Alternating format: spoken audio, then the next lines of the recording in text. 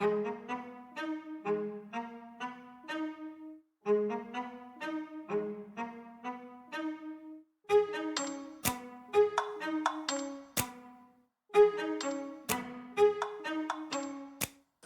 ride with me if you ride with me, you can slide with me if you feel like 550 on the 5 sticky, come get high with me, that's a deal, right? Ride with me if you ride with me, you can slide with me if you feel like 550 on the 5 sticky, come get high with me, that's a deal, right? That's a deal, right? That's a bet, right? That's a bet, right? That's a deal, right? That's a deal, right? That's a bet, right? That's a deal, right? That's a deal, right? That's a bet, right? That's a deal, right? That's a deal, right? Ay, coming down like precipitation. I ain't never met a limitation. Hate plotting my elimination. Gotta go to Google for the information. I'm a superstar, so I gotta shine. Top dollar be the bottom line. Bottom feeding niggas out of line. Turn your heart rate to a dotted line. Yeah, my zodiac probably dollar sign. Got the energy to win it, my nigga, I'm feeling great. Got a day with destiny, focusing on my fate. I don't give a fuck what you rapping, you been a fake. I'm everything that they ain't, it can't be, it won't be. Wanna see me fall, I can't go, I won't leave. Coming from the block with plain clothes and police. Straight up to the top with bankrolls and rollies. Ride with me if you ride with me, you can slide with me if you feel like 550 on the 5 sticky, come get high with me, that's a deal, right? Ride with me if you ride with me, you can slide with me if you feel like 550 on the 5 sticky, come get high with me, that's a deal, right? That's a deal, right? That's a bet, right? That's a bet, right? That's a deal, right? That's a deal, right? That's a bet, right? That's a deal, right? That's a deal, right? That's a bet, right? That's a deal, right? That's a deal, right? Ay, 12 can't really stop shit, so I'm still pushing like a mosh pit. Ice dripping, think I'm hot shit. In a yellow bucket with the mop stick. I've been jugging jams like wholesale. Everything must go sell. Hitting bitches with the old well. Need 100 milli on the low scale. On my worst night, I'm the best nigga. Wouldn't mess with you, couldn't cap to him. Homie spotted me like 700, brought 1100 right back to him. If I can't do it, then it ain't real. I just make dollars, I don't make deals. I've been going hard in the paint, still blowing kush clouds till I can't feel like. Ride with me if you ride with me, you can slide with me if you feel like 550 on the 5 sticky, come get high with me, that's a deal, right? Ride with me if you ride with me, you can slide with me if you feel like 550 on the 5 sticky, come get high with me, that's a deal, right? That's a deal, right? That's a bet, right? That's a bet, right? That's a deal, right? That's a deal, right? That's a bet, right? That's a deal, right? That's a deal, right? That's a bet, right? That's a deal, right? That's a deal, right?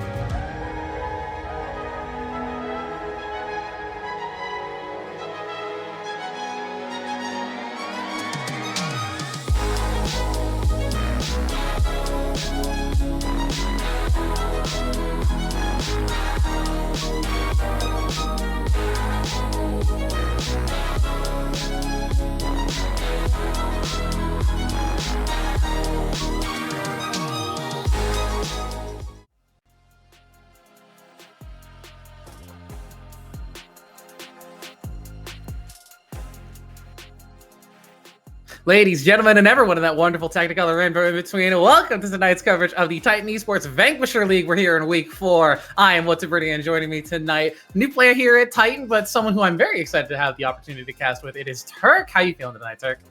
Hey, I'm feeling great. When Sam sent me the message to get called up to the big leagues, I was more than excited, so I jumped right on it, and I'm excited to be able to be here now. It looks like we're moving into week 4, so I missed a few of the weeks of the action, but just like you said, I'm very much happy to be here, and I'm looking forward to some things here, so we'll have to see exactly how it goes tonight. Right now, both teams really fighting for that 4th spot, sitting 6 and 7 right now with a 1-2 record. 2-2 looks a heck of a lot better than 1-3. Yeah, both these teams actually just coming off of getting their first wins of the season in the past week. TMG in a bit of a harder series, taking that to the full 3 games, but XSV moving just like a clean 2-0. So feeling pretty good for themselves. Now it's just a matter of who's going to be able to continue to hang on to that momentum and push forward. We're starting to get past that halfway point. Teams are starting to solidify themselves in the standings, who's the top, who's the bottom, and those middle spots, they've got a lot of contention, a lot of spaces to fight for, and both these teams want to be in that running. Yeah, 100%. 100%. Moving into the week 4 here, absolutely. As you mentioned, you got a lot of time to really get things dialed in, kind of figure out your team style, what's working for you, whether it's that poke style of comp, that front to back, flanking, skirmishes, whatever it might be here. So as we do get ready to rock and roll, we are going to be moving into this draft here. Of course, you and I were both kind of wondering behind the scenes what those bans are going to be. Something was mentioned about that Nico, so we'll see if that does end up getting taken away. Looks like it is going to be that Lissandra, though, first, Brittany. Yeah, Lissandra off the table first. I think we're expecting to see a lot of mid lane coverage in these bans in general. Both of these mid laners and even some of the junglers are pretty heftily known for some of their spicier picks. So already against Teal's, Lissandra is going to be taken off the board. And we heard mention from our producer earlier that Metashift's Nico is something that you have to put some respect on. So that ban focused towards the jungle. Mundo, who is skyrocketing in popularity and in terms of general presence, also going to be taken off the table alongside that Pantheon. The Pantheon was going to be my guess for one of those B1s. You still have the option for the Hwei, but again, I just don't quite know the styles of these teams yet. And obviously, as we progress moving forwards in this best of 3, it's really where you're going to get a chance to feel things out as a caster, but not only as a caster, as the players themselves too here. So as we get all these bans locked away, of course, now is our first hover. We're going to have to see exactly what that's going to be here. But right now, still lots of OP picks available with game 1 with this Fearless style. You could go for something more conventional, something like an AD carry. Don't show too much, but of course, you are going to get that Nefiri. Nefiri very much strong.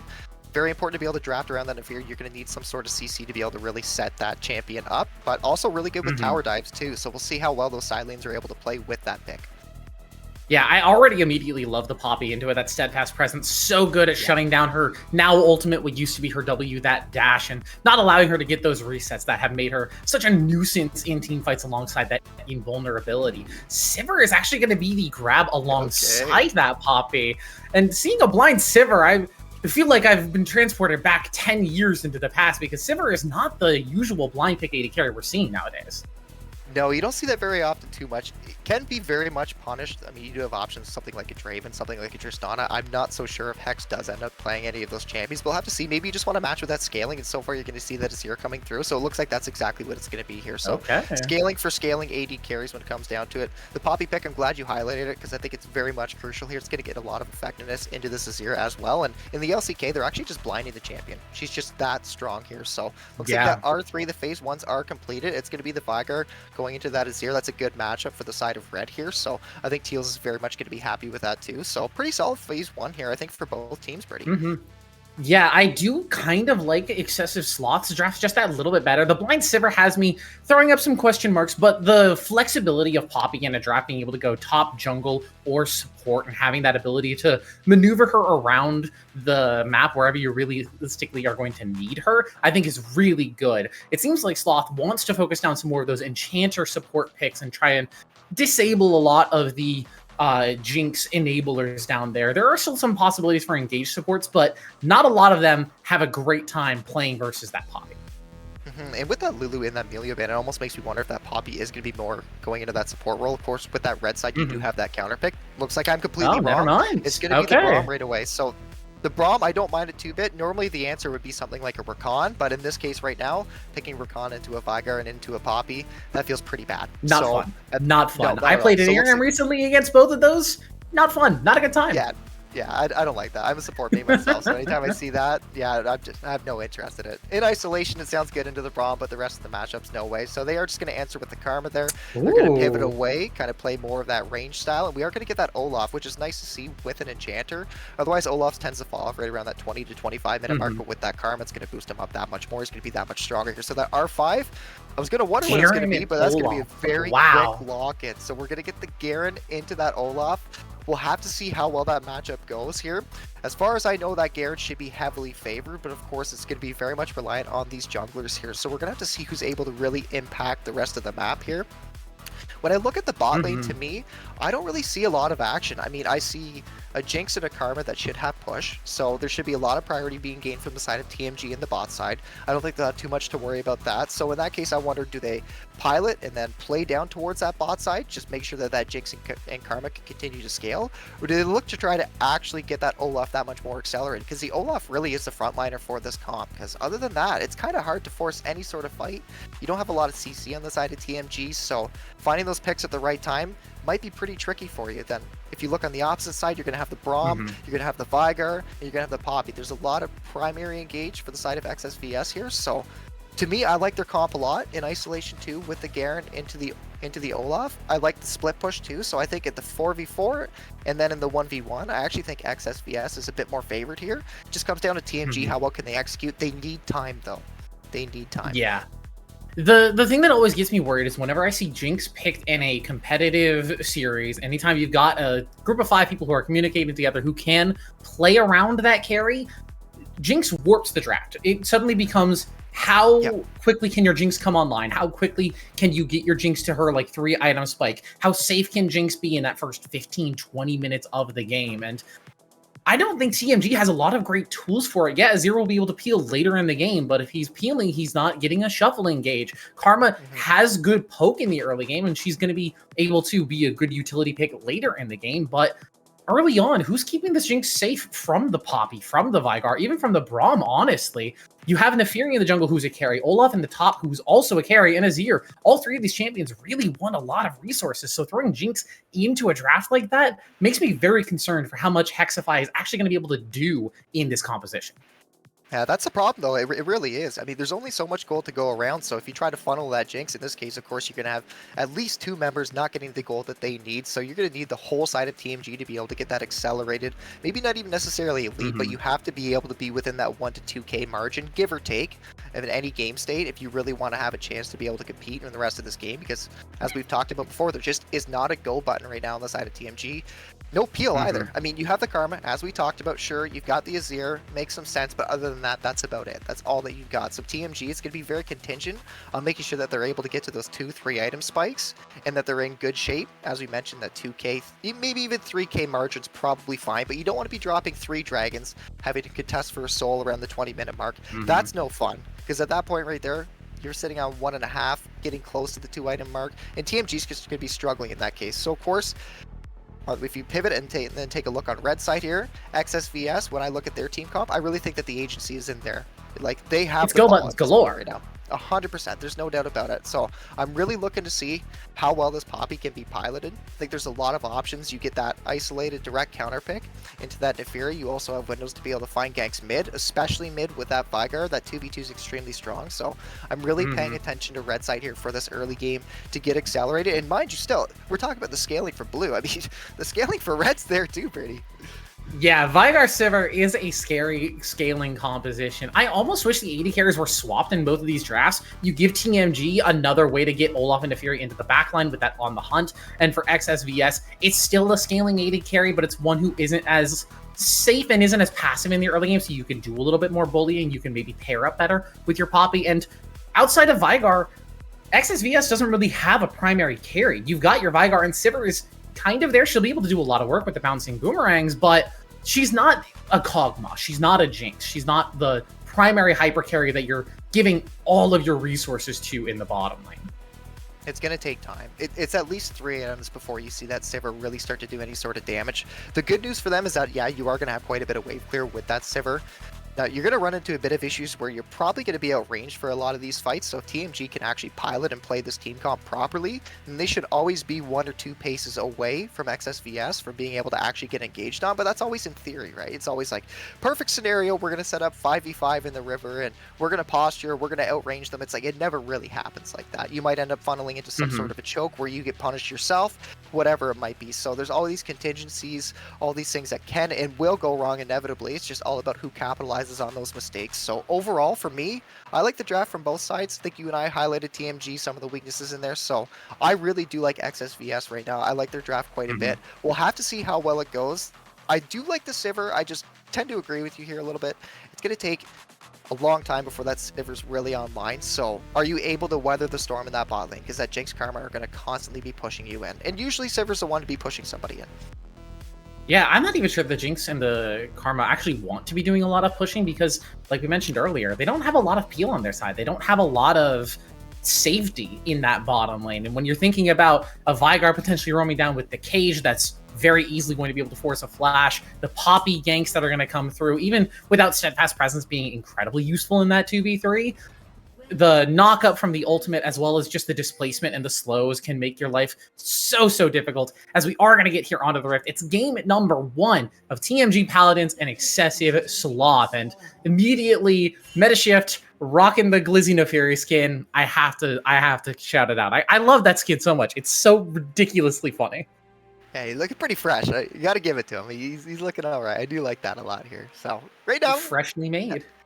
Nothing crazy. It looks like we are going to see a little bit of not cheeky. As I say, nothing crazy. We're going to get that ward down early on, and that's very much crucial here. Of course, you're going to be able to spot where that Poppy is starting. You see that Poppy early on in that ward, then of course you know that she's pathing towards that bot side. You see her later on in that ward, then of course you know that she's going to be towards top. Now that ward was placed a little early. Usually you want to place her around that 120 mark, but we're going to get another side here. So both that top side and that bot side is going to be warded here, and it's all about tracking the jungler. Now, crucially, XSVS did manage to get, I didn't actually notice that, but they did manage to get that one Raptor ward, and that's what it's all about right now. You want to know where that jungler is, you want to know what lane they're going to be playing to, so you can already tell both of these junglers starting in that bot side.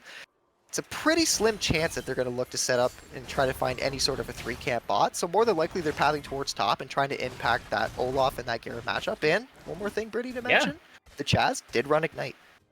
Yeah, I was going to say, in the top lane, one person has no flash and one person has no teleport. Chaz with the Ignite and Barcode up there with the Ghost means that if somebody dies early, the lane is going to start snowballing very quickly. Yeah. And especially if the Garen is the one who ends up falling first, not having TP in these early game situations, even after it's nerfed where it's a little bit slower to get back to lane and you take a little bit of that extra time losing a minion or two, it's better than losing a wave and a half, maybe even 2 waves on your way back up there. So we're really going to have to see Excessive play around this top lane and make sure that Chaz can get a lead up here, because if you can't, Olaf is one of these champions that can absolutely run a game over. That's right. Unfortunately, here we are going to get that early push here coming in from that Olaf. So right now you can already see some cheeky shenanigans going on. Just a ward on those Krugs. Once again, just to consistently spot Scootin here on this Poppy. Know exactly where he is at any point in time here. And getting that wave pushed in also now means that that wave is going to end up pushing back towards you. So when it comes to that Olaf on the blue side here, he's more than happy to be in the position that he is. You can also see his here continuing to pressure, which is a matchup at this point right now. You are going to have that range advantage, but as time progresses, Ninja's definitely going to have that advantage on that Veigar. So we'll have to see how that ends up transitioning later on, maybe towards that mid-game, maybe 10 to 12 minute mark here, but so far nothing too crazy, just a lot of good ward coverage here from TMG. Yeah, I was also a little surprised to see Teals on that Veigar opting for the Airy. It's not normally the summoner spell, or not the summoner spell, the rune that you of choice that you see on that pick. I think more often than not, you're seeing things like Comet or even Dark Harvest if you want to be a little bit more aggressive.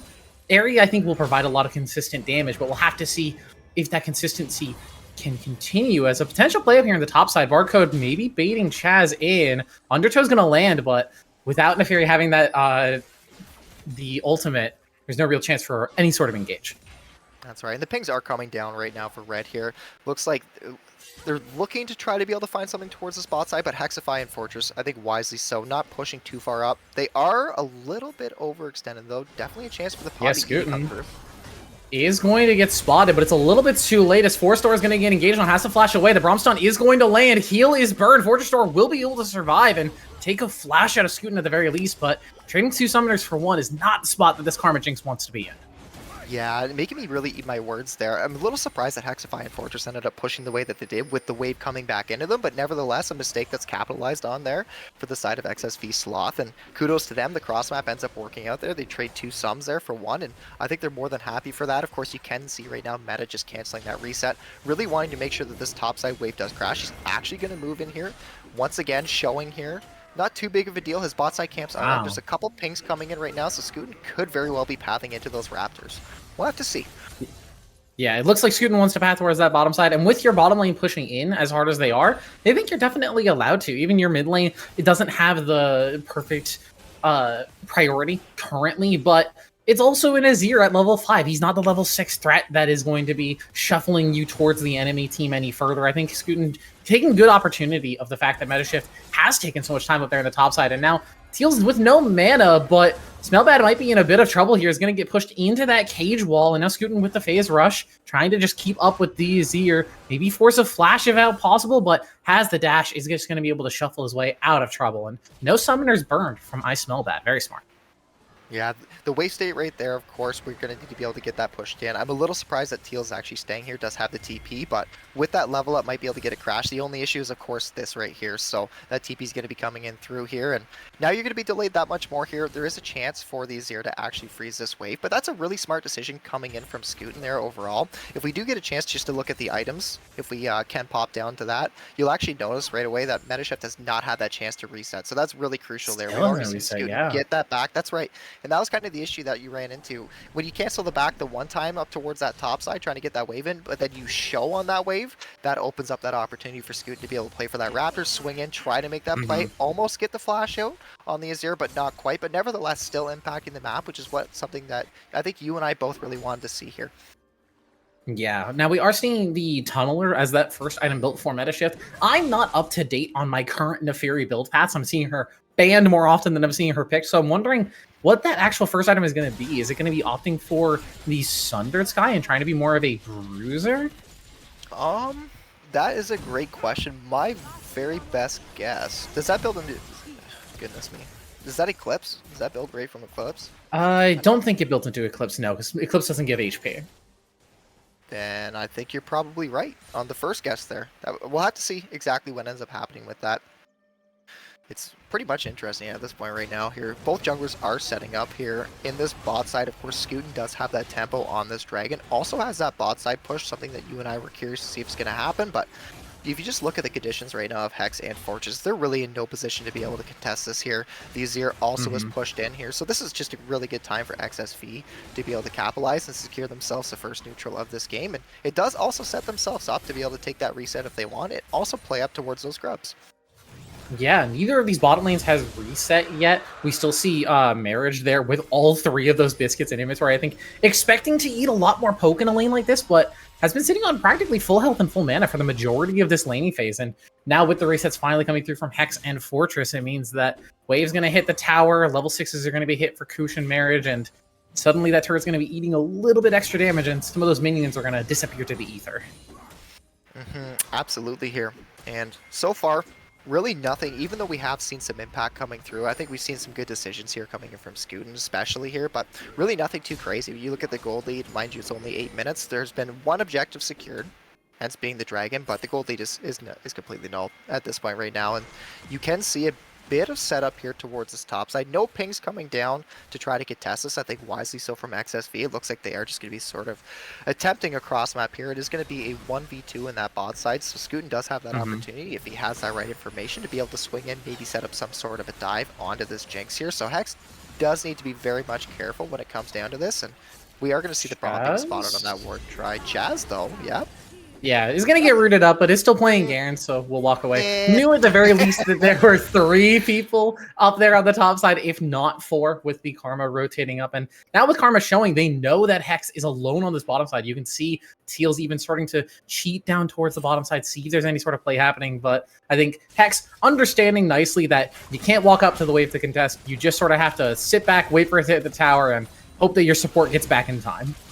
Yeah, and Fortress doing a really good job here, pathing up towards that top side to secure those grubs, and then also taking this reset. Now, the good news for TMG, that wave wasn't stacked up, so Hex didn't have to worry about getting dove or anything like that. Of course, Scootin wasn't also in the area. Here we go, though. Engage here. Smell bad with that stream of shuffle in onto Teals, and suddenly the Vigar in plenty of trouble as Metashift. The pounce in first blood to the dog of the jungle. Yeah, that's a beautiful play. Actually getting that flash here too does give the chance for the Azir to be able to give this wave crash once again. No TP available for Teals either, so that's really going to start to accelerate this Azir that much more. And Metashift being able to pick up that kill really just is the cherry on top. And of course, you and I talked about it. It is all about that allocation of resources. You want to get that lead as much as you can. At the very least, you want to be even, but having that lead with a scaling comp the way that you do is very much crucial because you don't have that go button. You want to be able to be the one who's set up at those fights first, whether it's any sort of neutral objective, whether it's sieging on some sort of turret with a range advantage. You want to be the one taking advantage of that, and of course you're going to need to be fed to be able to do that. Now with the extra items coming in from Metashift's inventory, we can tell it's not going to be the Sundered Sky first, because that's Caulfield's Warhammer and not a pickaxe. I think this might be either a Hullbreaker or a Sterix Gauge first item. I think it's a Shojin, now that I think about it. Oh yeah, Shojin it could potentially be. You're right. I forget that does build out of pickaxe. I always think that it builds out of Warhammer because it's got ability haste in it. It all changes so much. I still call plated steel caps tabbies, and they will for always ever be tabbies. Maybe that's just like the old, like I've been playing League for way too long. Some of us have been around for a little too long, but we are starting to see some of these first items completions come through. We see Smelvad having that Nashor's Tooth in the mid lane. Teals starting to stack up that Rod of Ages. I like Barcode opting for the movement speed boots, those Swifties up there on the top side, because if you can stay on top of Garen or if you can stay away from Garen, you really do negate a lot of his damage. 100% here, and of course with those Swifties, yeah, especially at this point right now when you do have that movement advantage, it's really going to help you stick onto that Garen and really be able to try to force the envelope as much as you can. Of course right now CS across the board quite even. Of course we do have the Azir doing quite well at this point right now, sitting about 13 CS ahead, but pretty much everybody else is right on par, right even here. And while this is a bit of a lull state here in the game, of course the next dragon is going to be coming up here in about 50 seconds, so we do see that reset coming in here from Scoot, and you can almost guarantee that XSV is going to want to contest for that once again. Yeah, nice little spacing there from Barcode, trying to just avoid as much damage as possible, and it really has been a very slow game. Only just that first blood a couple of minutes ago, and we're reaching the 12-minute mark. This is not the Clown Fiestas I was promised here in Vanquisher. I come back from my 2 weeks of being gone, and Vanquisher suddenly, we're being slow, we're being controlled, we're playing to a scaling comp advantage. What happened to the league I love? Well, this might be it. Yeah, I might have wished the action into reality, as it's going to be a shove into a stun again. Double ulti's burned! The Primordial Burst says goodbye to the Azir, and Teal's now on the board. Yeah, the opposite of a caster curse. You got exactly what you wanted. That's Caster great. Bless. The caster bless. Right now, of course, is going to give a chance for XSV to set up at least some deep vision here in the side of TMG's jungle, which means that, of course, with this mid priority, you still have 9 seconds on the Azir. You're going to be able to start setting up for this dragon, and the contest for meta shift, it is possible, but you need to be very careful in a situation like this right now. Yeah, has the call of the pack, can get in there. Fortress Store is stuck inside the baby cage, though, in a little bit of trouble. Smite comes through. Scoot is going to be able to confirm that. Glacial Prison trying to get in, but their spells bad with a massive shove onto 3. Everybody from Excessive Sloth blows up in the face of Hex on the Jinx. I am very surprised with the way that that fight initially started out, especially, of course, not having the Azir to be able to actually get in that fight. The TP coming through from the Olaf is extremely clutch in that situation, and the cage being burned on Karma there on Fortress Door really opens up the rest of that team fight to actually happen the way that it does. And of course, the cage really isn't going to do anything to the Olaf to begin with, but if you burn those crucial CDs on that support, you're not able to get the kill, then it is going to leave you open to getting punished on the back end, and that's exactly what we saw there. And XSV, fortunately for them, they were able to secure the dragon, but they are going to lose a few members for that dragon, and at the end of the day, you can call it worth, but I think both teams are quite happy with that. As we do get into our replay here, this is our first gank here. Scootin', once again, we've seen him do this, take this same pathing here, and the cheeky little play to be able to stun into the Vigar cage to follow up with the chain CC, you just don't have a chance on the Azir, and as we do see this speed up here, this, of course, Britty's going to move in, and this is really where you see the rest of the fight start. It starts off really good, though. You get your vision line set up. That's exactly what you want. And now you're prepped up. You can see Vigar canceling that reset. He's trying to group up with the rest of the team, but we're really going to want to pay attention. It's going to be this Vigar cage, and that's going to open up the game, really, for the rest of these members here. As we do see that TP coming through. Yeah. The Vigar cage being burned right there. If you can't get that kill on Fortress Door, it's a little bit of a split decision there. The Dragon is going to be secure, but of course you can't follow up. You can't get the rest of the members. We are actually going to see the Azir coming through there. I didn't notice that right there at the beginning there, but that shuffle. Well. Fortress Store potentially in trouble with Scootin and Marriage here, trying to get the damage down. The Ignite comes through. Supportal combat. Marriage just smacks him with the door, says goodbye, and will put himself on the board now as well. Yeah, I guess that's not your jungle anymore. Fortress Door, unfortunately, he's going to go down there and burn the heal earlier on. I'm not so sure the heal would have saved you to begin with, but just a good heads-up play coming in there from XSV, and we're going to see... Ooh. Respectful flash from Teals there, as now Hexify potentially in trouble. Has the flash and the cleanse, though, so I don't think is feeling in too much danger currently. He's going to cleanse away from that wall stun, but still has to lose the flash because that Braum passive had not stacked up yet. Nice use of cooldowns there from the excessive jungle and support. Yeah, this almost guarantees that first brick going down, of course, from the side of XSV, be able to push out that bot side wave. The cross map from TMG is quite nice. At least you are able to get this Rift Herald. It does set you up also to be able to have this Rift for the next Dragon. That soul point is going to be very important here for XSV and TMG. So we'll have to see exactly how... Oh. We're going to get a pause. Hopefully the pause won't be for too long, but we can take a bit of a breather here as the game started to speed up a lot. We can get a replay on how exactly Fortress Store actually got caught here, as it seemed like they were just clearing vision without any backup. That's exactly what it is. This is the age-old adage for any support player right here. I think I find it clear this morning. Flash him too. No. That's brutal.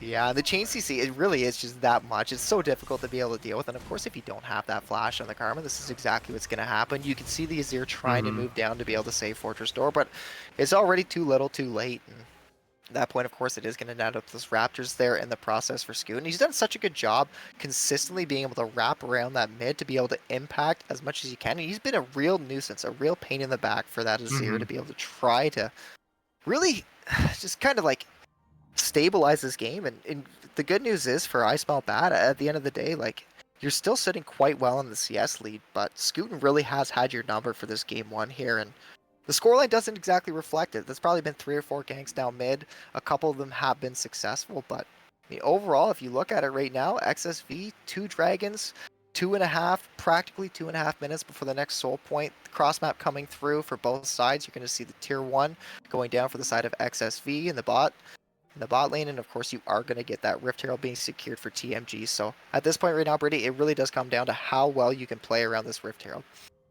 Yeah, I do think TMG is actually pretty happy with the game state, though. Obviously, the players can't see everything exactly as we do. They can't tell that they're not behind in gold or that they are not doing terribly in terms of momentum in general. But the fact that you got those kills explicitly on your Nefiri and your Jinx, I think is so huge for this team. Obviously, Olaf not getting any kills and Azir being stuck with a bunch of assists doesn't feel great, but the Jinx getting online was something that we really highlighted in the draft of just, if Jinx is not actually able to get those items, accelerate herself, play the game, then she's really going to struggle in a composition like this. But if she can start to become a little bit more self-sufficient, have that 2-3 item power spike before the Sivir does, suddenly the game becomes a lot easier for TMG.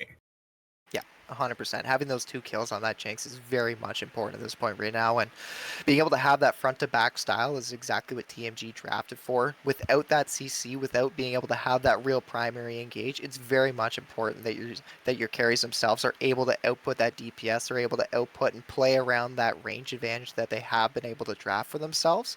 So yeah, 2-0 Jinx at this point, pretty important, especially when you're down about 20 CS, give or take. So you lose that first brick too as well. You got to factor a couple things in. Of course, the gold lead's still probably in the favor of Jinx if I had to guess.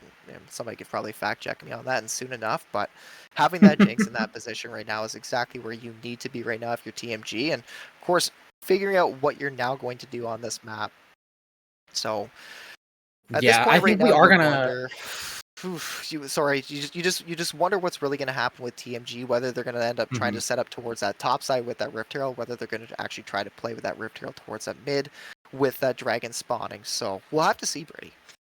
Yeah, while we wait for this pause to resolve and we get ourselves set up to get back in the game, we're going to cut you guys to a short break so we don't have to sit here and lose our voices for the next potentially, hopefully not, too long. We'll be right back on the other side of this break when we get back onto the rift for this game one between TMG Paladins and Excessive Sloth. See you soon.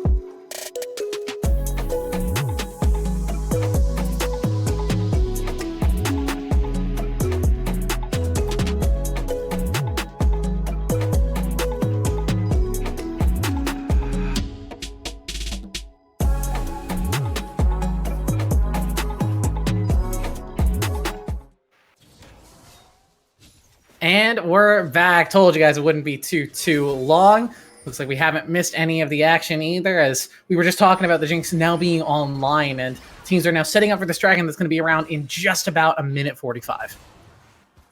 Right now you do see Metaship just prepping up, taking this crab in the process here. No real vision being set up for either side. Just some simple deep vision, not even deep vision, some shallow vision from TMG. Looks like their backs are going to be stopped, but this real next fight is of course going to be around this dragon, and XSV being on soul point here at about 15 minutes is exactly what you and I were talking about, where TMG just didn't want to be in that position, and we'll have to see exactly what happens, but you can already see Want Marriage moving in with Scootin prepping up some sort of deep vision here in TMG's bot side jungle, and that's exactly what you want to see here. Of course, maybe you can find another pick, and you got to really pay attention to that angle. And if you're Olaf into that Viger, you don't want to have this matchup. You want to get out of this as soon as you possibly can. That's what you can see already. Cone kind of moving down towards that mid lane, actually taking that reset, and looks like all hands on deck are going to be going down towards this dragon.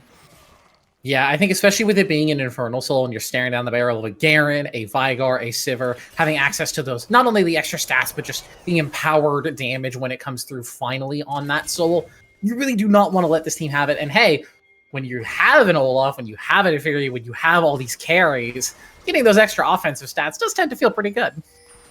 Yeah, TMG's going to have a tricky time right now trying to retake here. The rest of the members of XSV aren't in position to be able to punish, but trying to face check and actually prep up this vision is all about that mid priority. Unfortunately for them, they are able to get that wave at least in, but it's matched by XSV. And now you can see TMG has been able to control this river. We'll pay attention to the Chaz here on Garen, though, with this flank. Cage is going to land. Fortress Door suddenly in trouble. The Primordial Burst will not find the kill, but Fortress Door already down to under a quarter HP. Hexify trying to get the damage in, but just that one item on Jinx doesn't have those big rockets unleashed just yet, and suddenly Excessive find themselves with control of the river. Barcode is going to be forced back from the cage. Teleport's going to come in. Smell Bad spotted on that TP, but now a true blue 5-on-5 as Scootin tries to use the ulti to get Fortress Door out, but can't find the angle. A nice slow from Hexify is going to stop Scootin from getting in, and now suddenly Scootin is the one in trouble as the rockets fly. Hexify's out of mana, but the autos are still free firing. Kush on the run, Want Marriage on the front line. Every member of TMG is solo in the back line, and Chaz will finally finish off one. He's spinning, he's flying through, he's trying to get more damage with Smell Bad with a great shuffle. He's going to push them back. Let's finish off the damage on Deshoya. Will be able to pick up that kill. And Excessive, what looked like the start was so good of the fight for them, now suddenly they're forced on the back foot and running away as Barcode TP's back in, and TMG will retain control of the pit. And almost certainly guarantee that dragon. The only issue is, of course, meta shift with that 3-second death timer. It's going to be tricky to be able to burn it, and I think wisely so. You can see Kush just getting this midway pushed in here. Hexify, and you, of course, you see Cone on this Olaf here trying to figure out what they want to do, and the posturing is there. They really are just waiting for meta shift to be able to get back here and to get into position to be able to once again posture and set it up. But you highlighted it perfectly. Fortress Door was so chunked at the beginning of that fight, and I'm so surprised that fight ended up going the way that it did for TMG, but here we go once again. ADCs have not reset, so Kush already very low on health, and Hexify still does not have a ton of mana. Chaz walking forward. They're going to mantra on Jinx. The gauge will land, and suddenly Hex, now without a cleanse, has to play a lot more safely.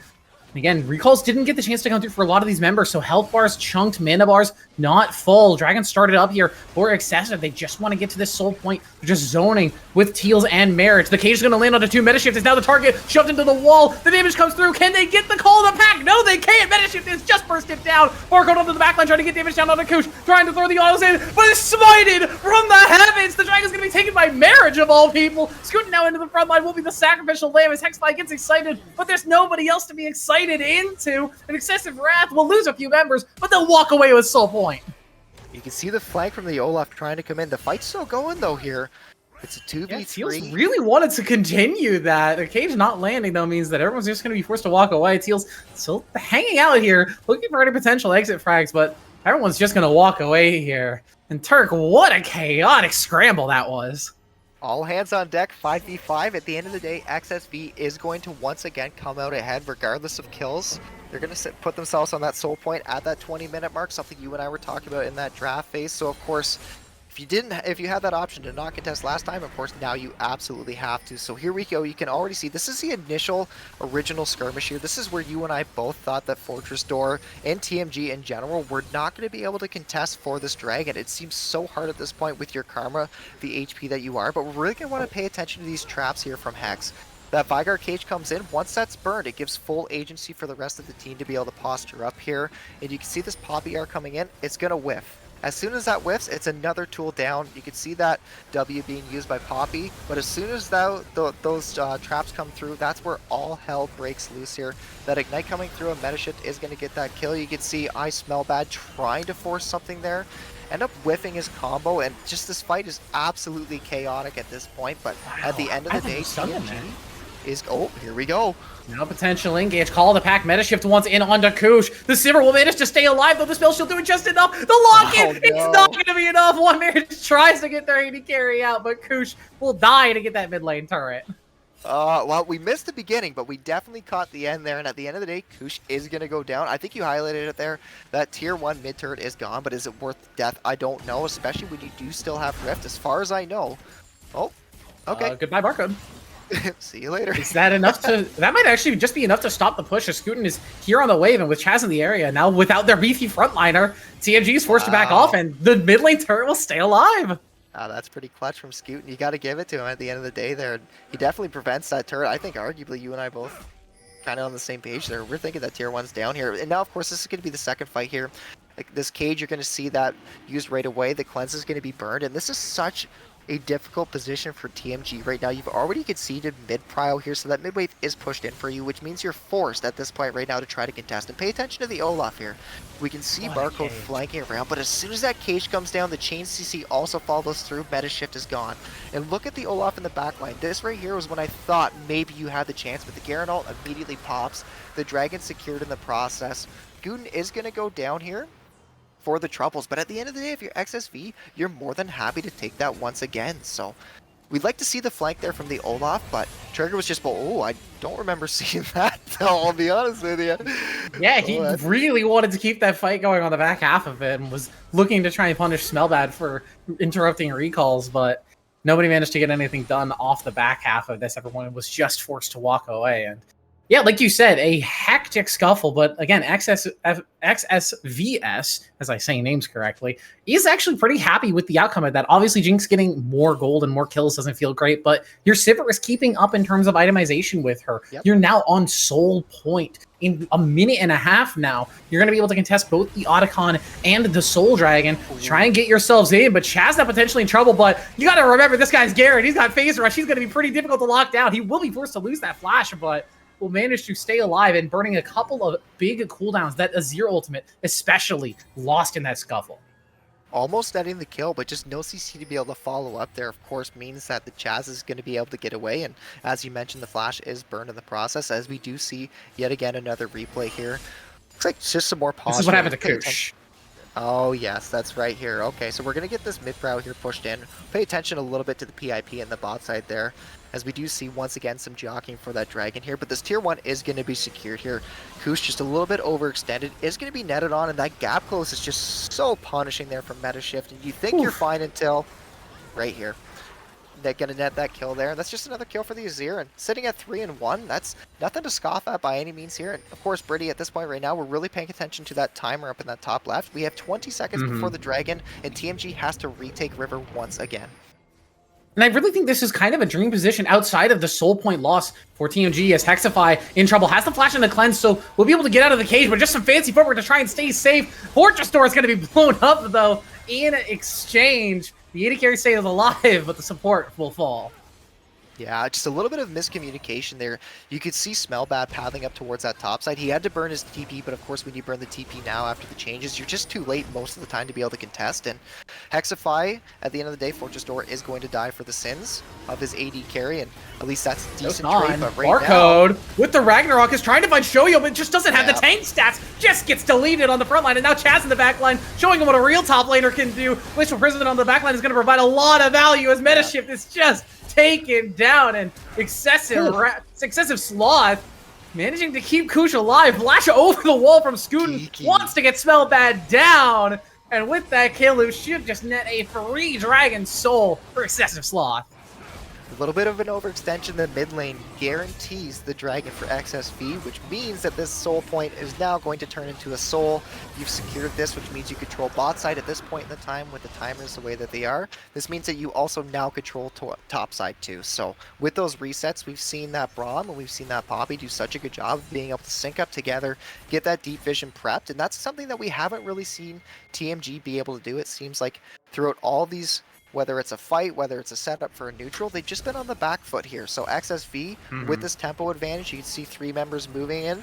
At this point very soon too, it's going to be that Poppy moving in towards that top side, setting up vision, and oh, here we go. The flip of the century. We'll have to see how this goes though. I'm not so sure. Yeah, it's not on vision. No pings are coming through. Look at the HP. Yeah, Kush is walking into the area. Fortress Door does die and executes to the Baron, but it's already down to 5k, and with no jungler in the area, I think they're just going to be able to complete it. Metashift jumps in, smites it through, and that is a Baron take for TMG, but who can get out with the buff? Hexify in good positioning, Ragnarok in from the Olaf, and suddenly into the backline, Smellbad is going to make it a 1-for-1 trade. Mare's now starting to get blown up, but Hexify is untouched on the backline. A double kill for the Jinx. Scootin trying to get something done. Has to get away with that base rush.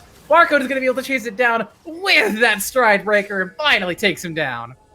That's actually such an insane macro decision. We'll have to see if Teals gets picked off in the back. And I think wisely so, you're going to see the members of TMG just take that reset. Atacon is available. A lot of these tier 1s are too. So you're going to be able to get out of the map with this Baron to get things set up here. But it's so important to really highlight this. This decision here, we're actually going to see this fight breaking out beforehand here, which is going to secure the soul in the process, which is going to be something to pay attention to here. This is where we talk about where the Azir was split pushing. Of course, at this point right now, you really just want to be with the rest of your team. And this is where Fortress Door is going to go down. Hexify is going to be chunked. And then being able to contest this dragon for the rest of the point is just so difficult here. And what it really comes down to at this point, if you are on blue, is all about getting that mid priority. So that's why you can see Hex contesting the way that he was.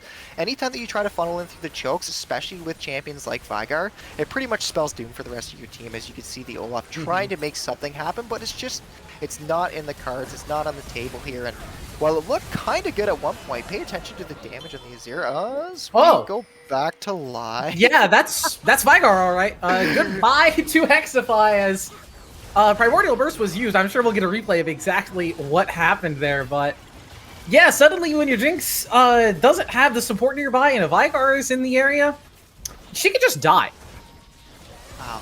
This game is crazy all over the place. Kush? Just gonna be able to fall there in the mid lane. AD carries both picked off, and without Soul, but with Baron in the pocket, TMG are just trying to force the issue. They'll take another turret here. Baron's only gonna last for a minute longer, and now the Otacon picked up as Chaz trying to get the damage down on a Smellbad. He's going to be saved by Want Marriage with a great Glacial Fissure. Smellbad shuffling in, wants to find more value, and Marriage suddenly is the one in trouble as there goes the Braum. The redemption healing coming in big for Smellbad as well, and Turk, what is happening in this game? honestly, TMG's forcing tempo off of their timers, which is something you usually don't see. Traditionally, what you'll end up seeing is some sort of a cross map where one team sets up for the Dragon, you'll set up for the Rift, or you'll try to set up for the Baron, whatever it might be. But instead, TMG just forces the envelope. They try to find angles, especially when you see that original pick in that bot side right there. At that point, you assume that TMG's Baron's probably going to be offline for the next minute to minute and a half. But Smellbad on that Azir is just going to pull trigger. He's going to force a fight, catch Kusha. Meta. Uh-oh. Meta? I mean, fairly tanky on the Neferi, but stuck in a 1v2, trying to navigate his way out. Has the flash, so we'll be able to get over the wall. Scootin trying to get close, but the Eviscerate hops just keep Metashift safe, but a very greedy play from the Neferi. Yeah, things are getting a little sloppy right now, Brady, to be honest. It's kind of difficult to really be able to keep up with everything. As I was mentioning, TMG's just forcing the envelope, being able to just really brute force tempo, which is something you don't usually see, as we are going to get into one of these replays here, one of the many replays. Looks like Smellbad, this is the one where he's going to be caught. This is originally for the soul itself there. That's just a good heads-up call there from Scootin, being able to actually once again pull trigger and chain CC that Poppy E into that cage, and that is what's going to secure the Dragon as we do move back to live. Yeah, the game is going to slow down a little bit here, I think, thankfully for everybody.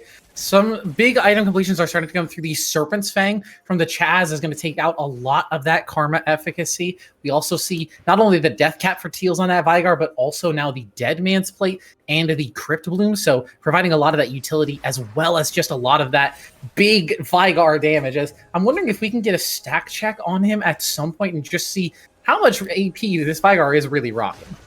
Just a little click on the little guy there. 975 with 345 stacks. Good lord. That's it?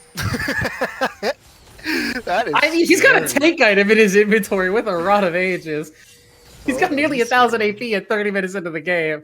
This is a scary Vigar. 100%. And this is actually the initial play that really set up the tempo for TMG here. Forcing this Baron was something I didn't expect. We'll pay attention to that PIP a little bit in the bottom right there, as we do move back into like live here. We're potentially getting set up as Elder Dragon is going to spawn in just about 30 seconds. So both these teams really trying to posture for it. TMG gets control of the river and the pit again, but can they maintain control of it is the question. As Force Draw, do they eat a chunk through the shield? That Vigar with that Infernal Soul proc does plenty of damage as Metashift face checking into the brush. So I smell bad is going to be forced out of the fight, and a massive cage from Shoyo is just going to mean that everybody from TMG is scattered to the winds. Nobody gets to play the game except for Excessive Sloth. These fights are just happening in the worst spots for TMG time and time again, and it's all about these choke points for XSV. And they keep finding these cages and these chokes spell doom for TMG consistently there. The cage being able to chunk members, first off, the first time, let alone the second time too. The follow-up, the chain CC coming in through, especially from that burst from Chaz, means that this Elder Dragon is now going to be secured. And that was going to be my spiel about a minute ago, is regardless of what happened beforehand, it's all about the Elder. As we do move back into this initial Baron play here, you can see just a really good heads-up call here from TMG. At this point right now, this is where I really thought the game was going to go towards the favor of them.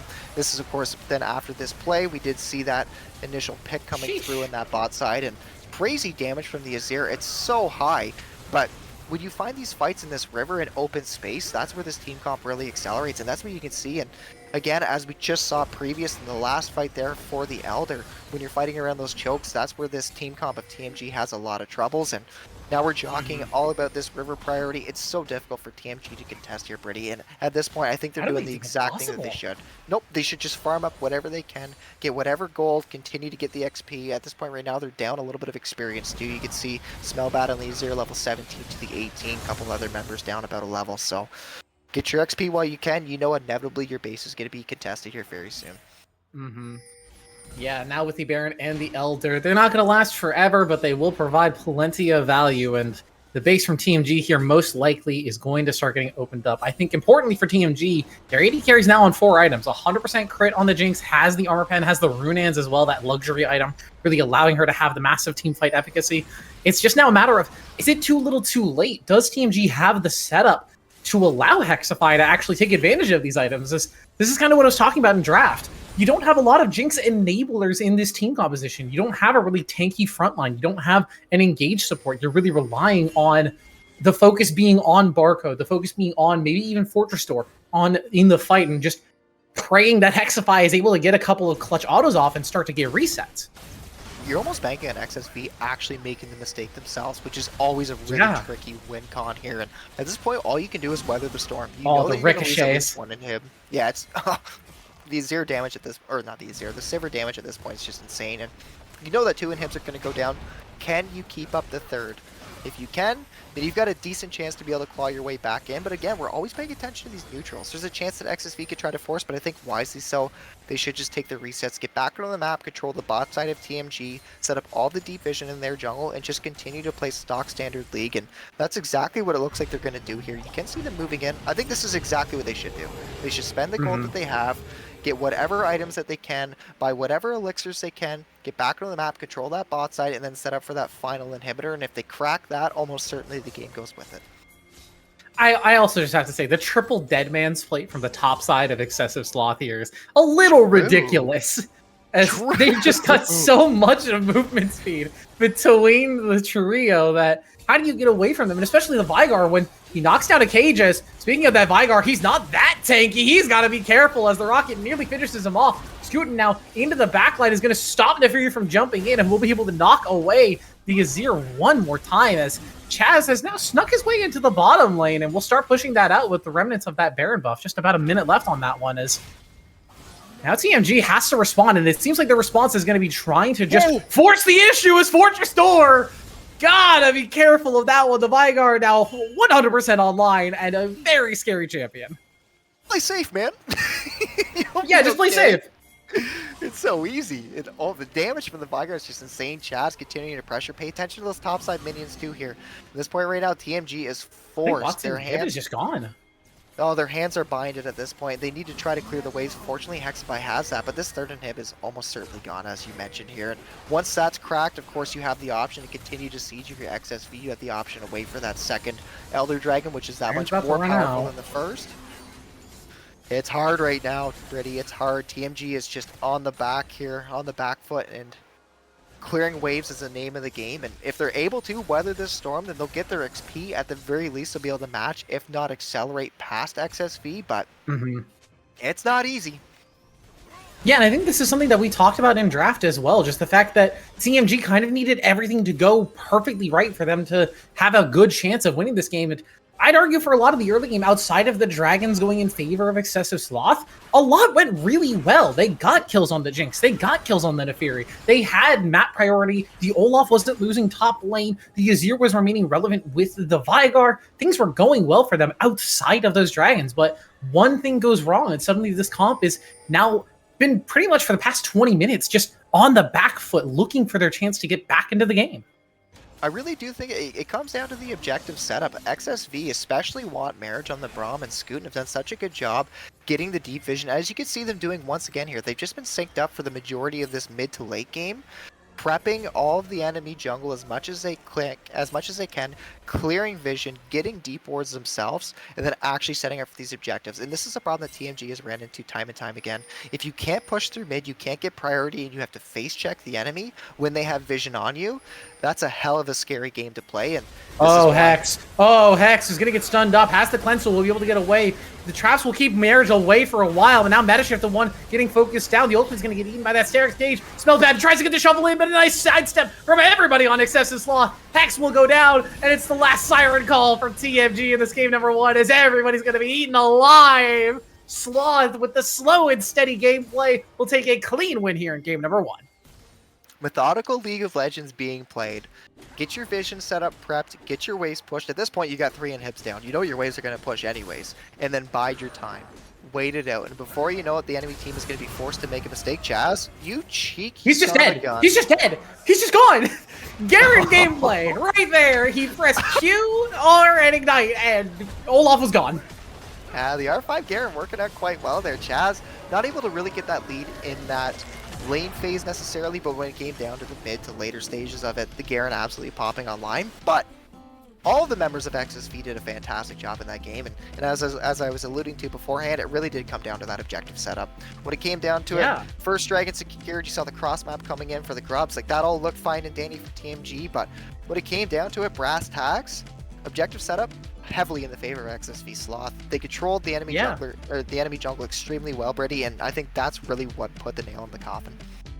Yeah, they had go buttons galore. They could say, okay, you're in a choke. This is an advantage for us. We can take a fight. Okay, you're in the river. This is an advantage for us. We can take a fight. You're sitting in the middle of your own mid lane. This is an advantage for us. We can take a fight. And they were able to do it because I really think that Metashift and the rest of TMG kind of drafted themselves into a corner. I like the Jinx pick if you can play around it. I like the Olaf Karma as a duo if you can play around it. I think the Fury is really strong in the meta right now, and if you can play around it, it's good. But all of these pieces don't play around each other very well, is my big thing. Like, if you had Karma Olaf plus a tankier jungler plus a more self-sufficient AD carry, that could work. If you had Fury with, like, a tank top laner, that can work better. If you had Jinx with a beefy meatball composition, that could work better. It felt like, unfortunately, TMG drafted a lot of carries and not a lot of setup. That's exactly what it was. Yeah, there's no primary engage, there's no secondary engage, there's no tertiary engage on the side of TMG. And, I mean, a couple saving graces, like Smellbad played extremely well on the Azir. He actually outputted the most DPS in that game, which is a little bit of a surprise. Not surprised. To me, I'm a little surprised, but looking back on it, maybe I shouldn't be. I mean, if you're one-shotting Kush on server, like, maybe you're doing a lot of damage. So, so Smellbad did really good on the Azir. So you could see some highlights coming through. But if you're going to be one the Fury, as we talked about in the draft, you need setup for that champion. And if you're going to try to draft champions themselves that need a lot of resources, need a lot of XP and time, then you're going to have a lot of issues. And yeah, there's just no setup. There's no CC to be able to actually force fights on your own terms. And if you're banking on the enemy team making mistakes, then XSV just isn't that team. Yeah, now we're going to have to see which one of these teams is going to be able to carry that momentum from that first win that they got last week, as now XSVS sets themselves to match point, and TMG now on the back foot, having to climb their way out of the hole and send us to a full 3-game series. We'll see you on the other side of this break when we jump into game number 2. Don't go anywhere. See you soon.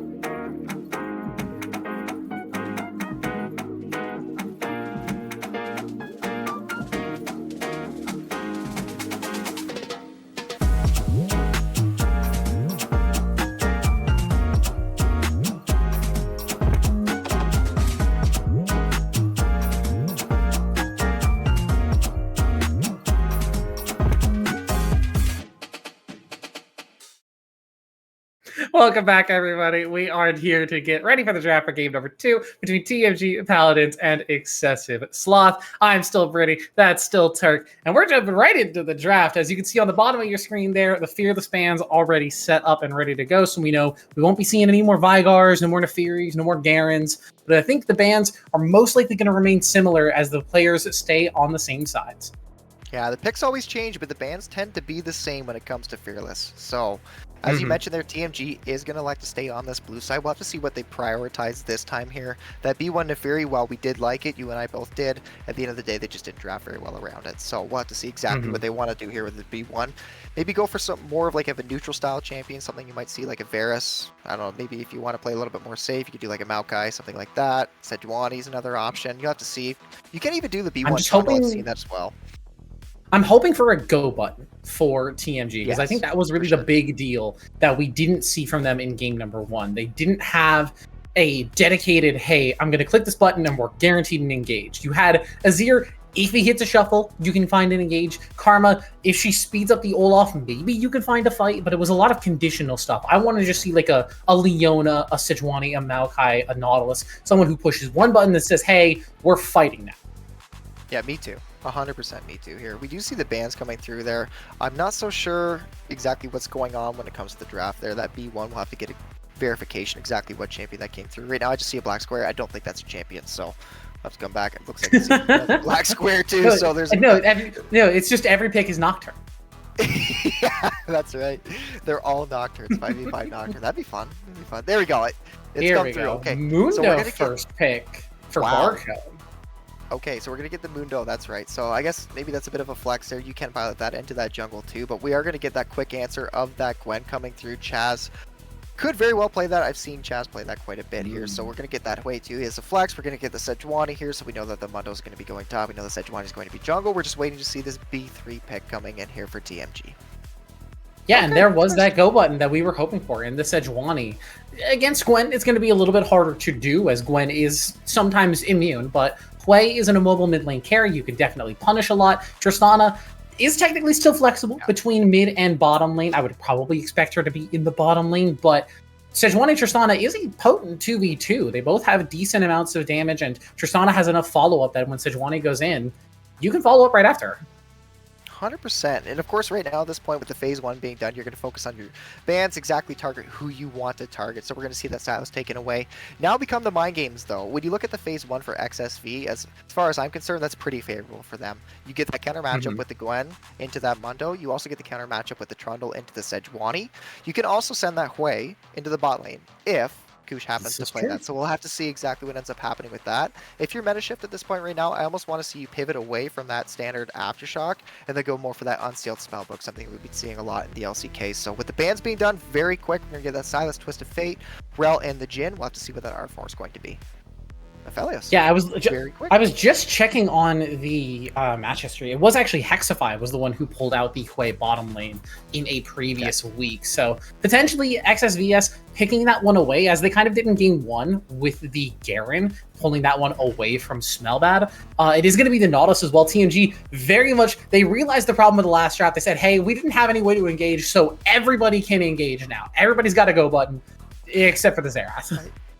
I see Tom Kench being extremely strong right now in this draft, and we'll have to see. Like, I think TK is like that kryptonite right now for TMG's team comp. I'm not so sure with that R5. Like, R5 support goes really hard here. It looks like we're gonna get the Janna. I think it does very similar things to the TK, just tanking Nautilus hooks. That's a little bit more tricky. Yeah, but you also have the Trundle and even the Gwen to a certain extent as pseudo frontliners. Trundle, if he gets Sejuani stats, as long as she has the passive on, even if she doesn't bring that Aftershock, will provide a ton of value.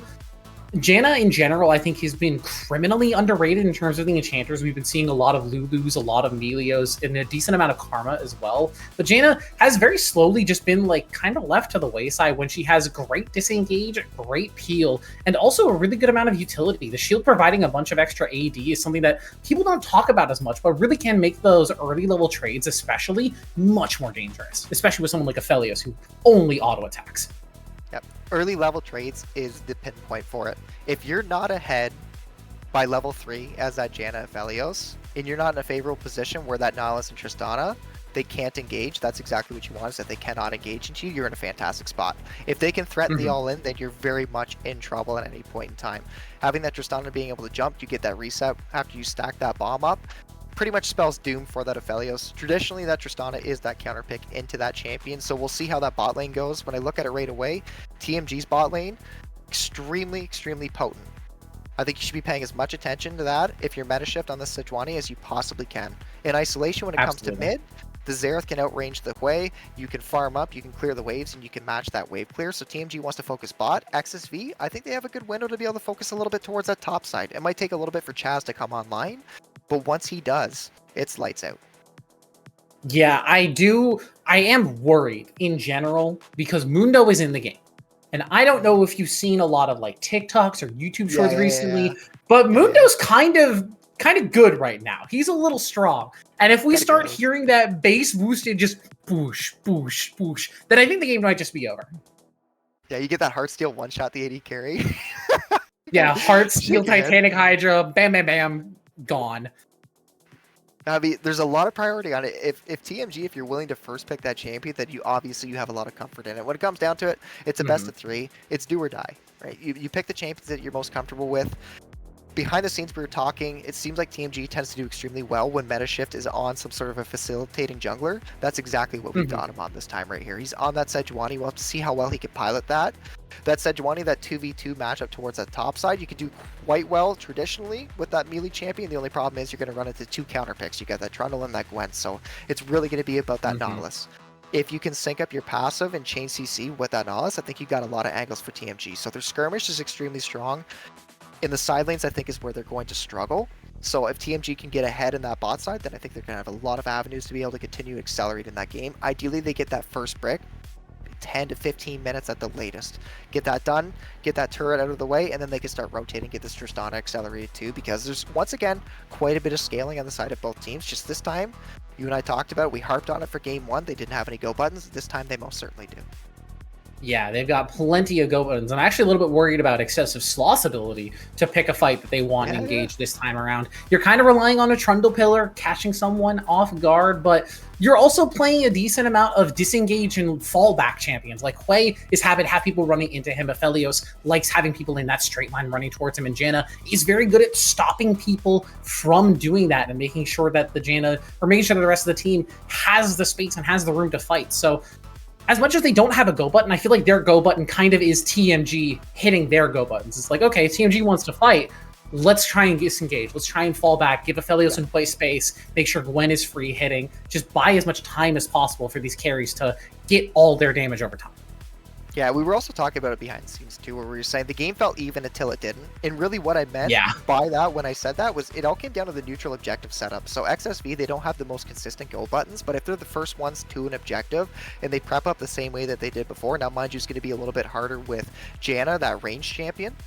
So you got to kind of wonder how well that's going to end up working out when you sync up with Scootin, but more than likely the Trundle can kind of get that pressure, kind of get that zoning going for you so you can get that deep vision, but XSV did a fantastic job prepping up those objectives. And if they are the first ones to set up, as you already highlighted, Hwei does a really well when the enemy team has to come into him. So that's exactly what they're hoping for here this time, and we'll have to see. I hope TMG can get a couple things figured out when it comes down to it. First off, they've already fixed their draft. Now can they fix their objective setup? Or more importantly, if they don't want to play for the objective, can they just cross map? And can they find something and actually make it happen instead of trying to cross map, losing on the weak side, and then still barely gaining anything in the process? And XSV time and time again, bit by bit, just whittled down the armor, and before you knew it, XSV was in a commanding lead. Yeah. Well, we got a little bit of time here before we jump on to the rip. I did want to ask you, we've been talking around the draft a lot and talking about particular picks that we liked or disliked. I'm going to put you on the spot here. Okay. Assume that game 1 did not happen, and these are just first time these champions are meeting on the Rift, 5v5. Which draft do you prefer? If you were, say, a coach or a player, which one would you rather be piloting? I think playstyles make teams. So I'll say that. That's not my cop-out. That's not my cop-out by any means. But what I will say is, you really want to pay attention to the champions, not even champions, the players themselves who can carry. So right now when I look at XSV's team comp, I see the Chavs on Gwen and I see Trundle. So right out of the gate, you already know that in game one. Okay, you mentioned if game one didn't exist. Okay, so we'll back that up a little bit. In isolation, that Gwen is going to be accelerated when it comes down to that Mundo. Inevitably, that Gwen will be able to get ahead. That Trundle, 100% will nullify any sort of frontline that TMG has. So I think XSV's team comp is extremely strong when it comes down to that. Split push, they're very strong. In that 4v4, they're relatively strong. So they've got some good peel, they've got some good disengage. They've got a good, well-rounded comp, and I do like that a lot. We talked about it though, they don't really have that primary engage. So if game one didn't happen, I look at the drafts right away, XSV's team comp is pretty solid. Now if we pivot over, we take a look at TMG's, to me, I like that more. And the reason why is because you are now the one who's accelerating the pace of the game. With that Tristana and with that Nautilus, you have those go buttons to be able to force fights. And sure, you have the Janna to be able to disengage.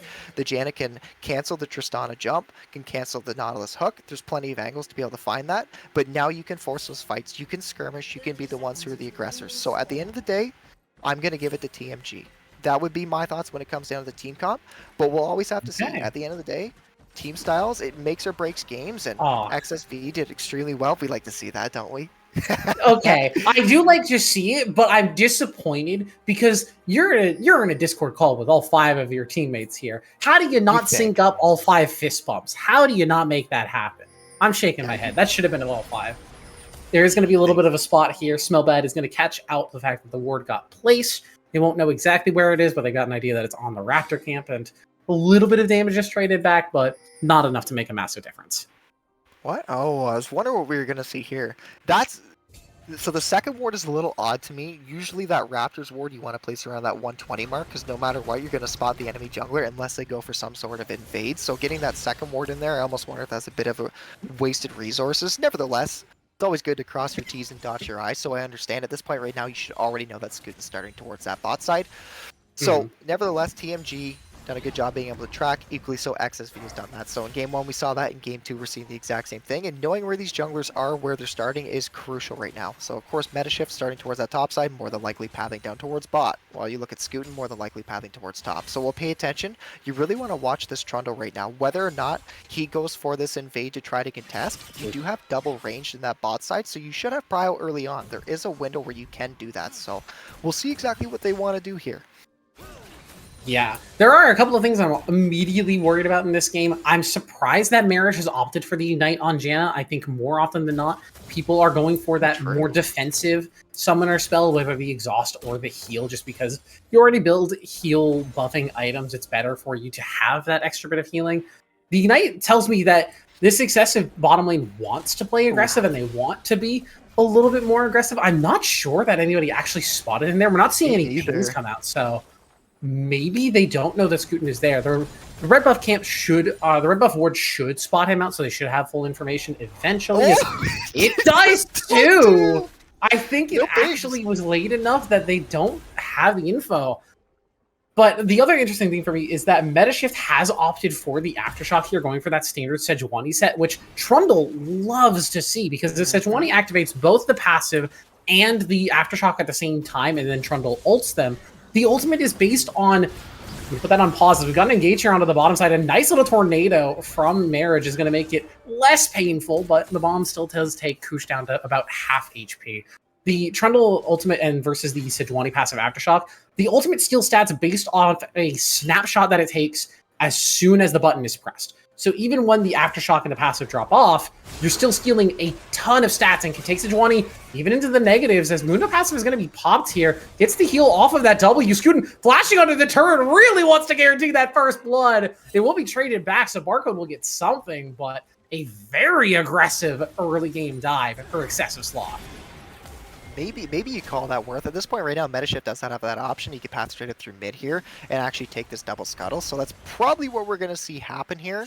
So, I mean, maybe it's worth it if you're Scooten. You're pretty happy. You got that phage off your first reset, sure. But, of course, right now, like, Metashift being able to get that double scuttle is going to get him a little bit more ahead in that tempo here. Is going to need to get that reset. Earlier on, we saw that in game 1, too. That Poppy ended up getting that reset. Scooten just had that tempo, being able to get that extra item advantage. And We'll have to see exactly what happens here. Chaz just doing a good job being able to get this ward in a really safe spot too with this lane. This lane is pushing back towards him, so he's in no threat by any means at all. No summoners being burned in the bot side. Things are looking quite stable for XSV. TMG really want to be the ones forcing the envelope at this point right now, because when you're this level 3, level 4, all of your basic abilities are unlocked for the Nautilus and the Tristana, and that's where you can really start to force fights. So a couple hooks that land, if you're able to get that jump for the Tristana on top, and looks like you can see Fortress beginning to fish, and this is kind of what I was worried about with that Janna pick. If you're not able to get that lead earlier on, a lot of damage happening in this mid lane that we just haven't been able to see too much, but Teal's in a bit of a tricky spot Smells here. bad. Smellbad also did end up losing the flash and the ghost from the gank from Scootin, so in a much more vulnerable spot if that Trundle does ever come back, or even if Marriage manages to find a roaming angle here, as Scootin looking for a potential angle, has this control ward for safety. Teals is going to eat the damage from the Comet, and the Scorch will not end up dying, as Smellbad is going to be forced on the run now. Scootin doesn't have flash, but the Pillar is going to be an extra bit of slow. The stun should come through, so Smellbad should be able to walk away, and just barely not enough damage from the Kuei and the Trundle to finally take down the Xerath. I'm surprised. Here we go. We're going to see our first replay here. This is the initial gank setup here coming through. You can see that spell immune from Dr. Mundo buys a lot of time. When you take the Ghost here, this is a bit of the issue here, but trading that 1-for-1, I don't think that's too bad for the Mundo. I think you're pretty happy with it. At the end of the day, you got that double scuttle on your jungler. You have the TP still available. You're able to get back. Now, you're still down some CS in the process, but at least you soak the experience. So it's not the end of the world by any means for either team here. If you're XSV, you're probably pretty happy with that trade too. But of course, at the end of the day, the first blood is going to come through, and that's going to be the trade of the Flash for the Ghost here. And now we could see this first dragon being started here and set up here by meta shifts. So Fortress, Door, and Hexify really just trying to get that priority in that bot side. And uh-oh, Brady. I think he's actually fine. I'm not sure Barcode is actually in danger. I think all of the needlework would have to land, as Scootin's at level 6, and Mundo does have access to that maximum dosage, so even if they do end up being aggressive, that ultimate's going to be immediately popped. The slow's going to come through, the snips will come through, but the healing! Mundo just will not die! And Barcode stays alive! And that right there is night and day from game 1 there. You can see that strong side meta shift down towards that dragon. We know that Barcode recognizes this, and this is exactly what I was hoping to see. You have that option. Chaz looking for the dive. Wait, I don't think he wins this. I think he's just dead. I think he's just dead! Barcode outplays the dive in the 1v1! Oh no, things go from bad to worse here now. XSV, you're not able to find that cross map. At the end of the day, you're going to lose the dragon. Smellbad is going to get chunked out, but you're also going to lose your bot side quadrant here too.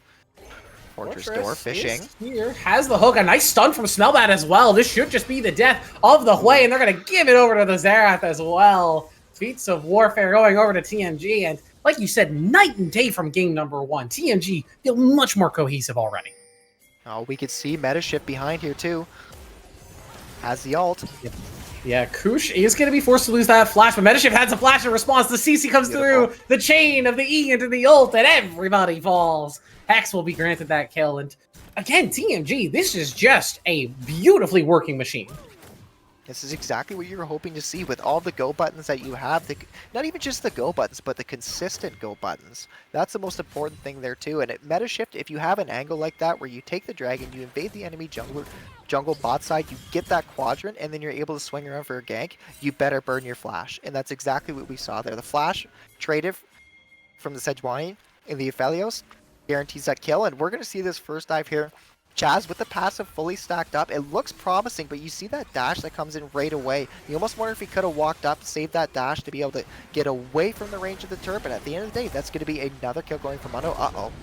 Oh, smell bad. Nice pillar placement from Scootin. Should just mean the death of the Xerath. Doesn't have the ghost just yet. Doesn't have the flash either. Will be taken down.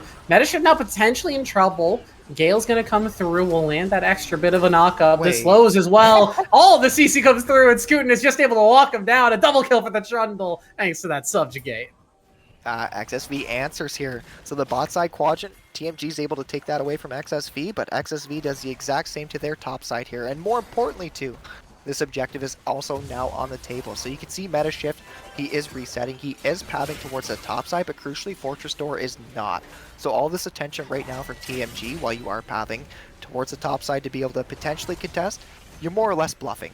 at this point right now. I'm pretty sure Fortress Door just flashed in that bot side. He did trying to fish for that pick on Kush without his flash. Not able to find No anything hex there, flash. so very, very important that he didn't die. And in that case right now, XSV happily just going to be able to secure this, get themselves a blue in the process. Yeah, they get the blue buff. They're going to grab those, not the first 3 grubs. I still have to remind myself that there's not a second spawn of grubs anymore. It's just grubs now. As we see Smellbad cheating down towards this bottom side, looking with that ultimate, is going to avoid the vision cone. So not spotted currently, but is still going to end up walking back as there's a gank at the top side happening. Permafrost into Glacial Prison again, and Meta Shift just setting up the team as now potentially engaged on the bottom side as Hexify does plenty of damage on the Tristana and will knock it down the Janna. Kush maybe looking for a return, has that Moonlight Visual, flash away from Hexify, does not manage to get tagged by it as that would have been a death. Nice use of the resources there. The TMG bottom lane showing up big in this game number 2. Yep, being able to land that hook and guarantee that kill is pretty much everything there, and Hexify just knows the limits of Tristana. Smellbad?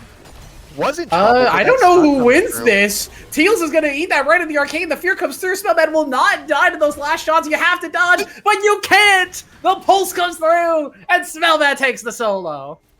Teals going to go down. I'm so surprised he ended up dying there, but pay attention here to Scootin. Flash comes through. Scootin flashes in, has the subjugate, finally is going to pop it, gets it on the Aftershock Nautilus, so plenty of stats stolen, and plenty of squishy flesh to chomp through, as it's a killing spree now for the Trundle. Okay, Scootin is the whole team and everything, pretty much everything. The whole all of the kills. You name it. He's everything. He absolutely everything right now. You can see Chaz, he's worked on his first item, that's good.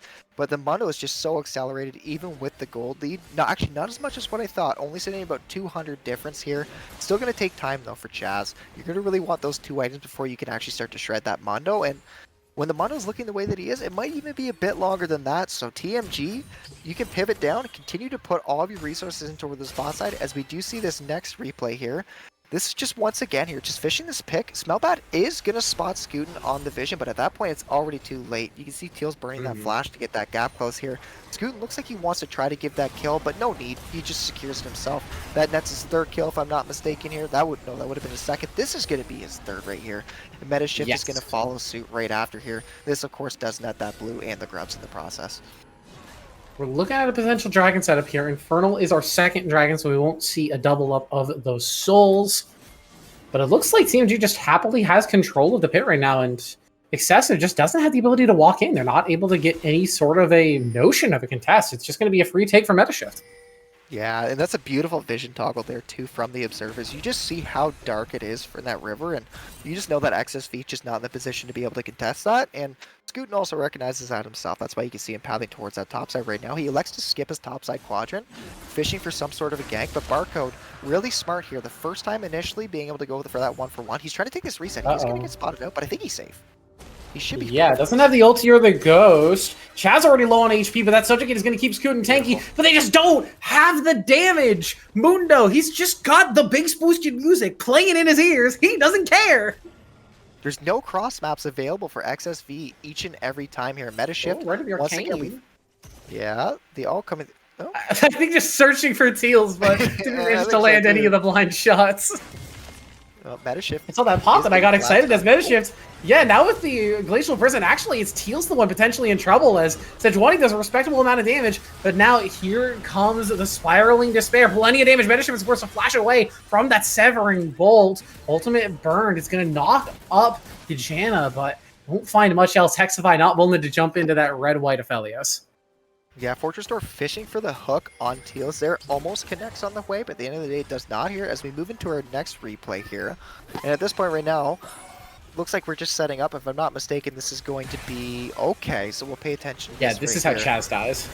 Yeah, that's right here. So Chaz just on a bit of an overextension. This is just a good chain CC with those double melee champions there. It's so easy to lock down. Not 1, but 2 stuns here. This also is going to come through with the next hook. At this point, it's a level 5 Nautilus, but you can see the all-in damage is just there. Absolutely. Hexify has the barrier in that process. He is going to burn the flash, and I think that's wise too, which means, of course, he's going to survive, which means that he's continuing to be at that 2-0 mark, has not died in the second game, and that Tristana's looking very strong. Yeah, I'm going to be honest, back on that replay, I'm not 100% sure that Mundo actually needed the help as He's going to pop that maximum dosage, and now Fortress Door is here, flashing in for the hook. I'm not sure they want this onto Chaz, though. The damage is there, but it's not enough. Barcode. Mundo, again, he's got the music. He's hearing the fundamentals. He's just pushing and pushing. XSV has to potentially in trouble. Scootin wants to chase this down, but you're going to 1v3. Has enough to get down onto Barcode. It's not going to do enough damage to kill, but Fortress Door will be the sacrificial lamb. Will eventually fall. Scootin will pick that up thanks to that red buff burn, but everyone else from TMG will walk away. This game has warped so much around this Trundle pick here. Scootin fishing once again.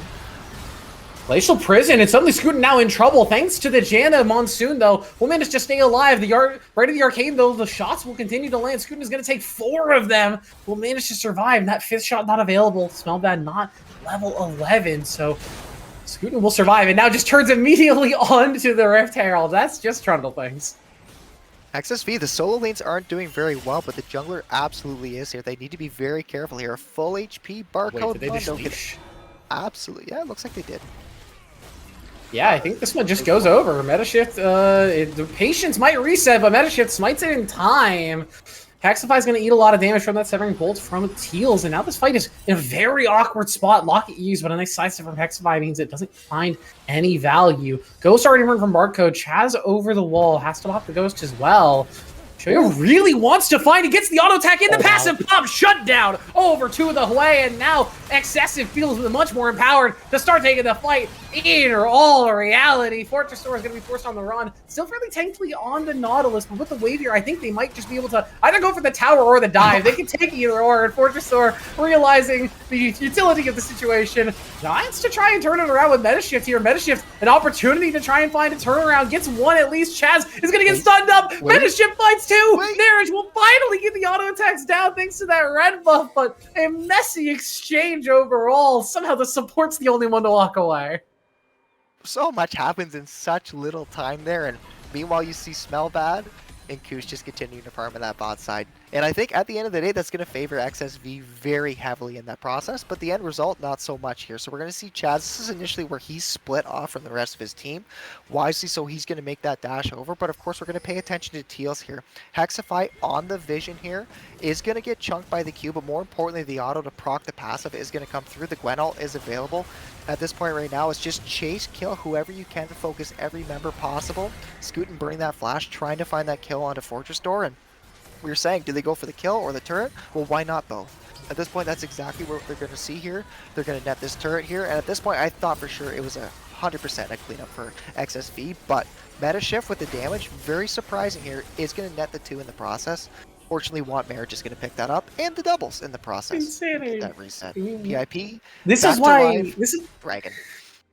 This is why Sejuani was actually a viable top laner for a little bit of time. She has really good base damage on her abilities, as we've got ultimates traded in the top lane again. Maximum dosage used from Barcode, but Chaz already popped the needlework, so that burst of damage came through, and Barcode got what he wanted. The Rift Herald charged in. Now a fight on the bottom side, right in the arcane pot, and the members of Excessive forced to scatter away. Teals on the wrong side of the fight again, manages to sidestep the Glacial Prison, but stuck in a 1v3, you have to assume that Teals will eventually fall. The chase is actually going to be stopped there, as they know eventually he'll die, and the rest of the team abandoning poor Teals. It's just a matter of can he navigate his way out, as Smell Bad might not see him here. He's just gonna recall over the wall on the ward. He's still gonna get out. There's no way. There's no way.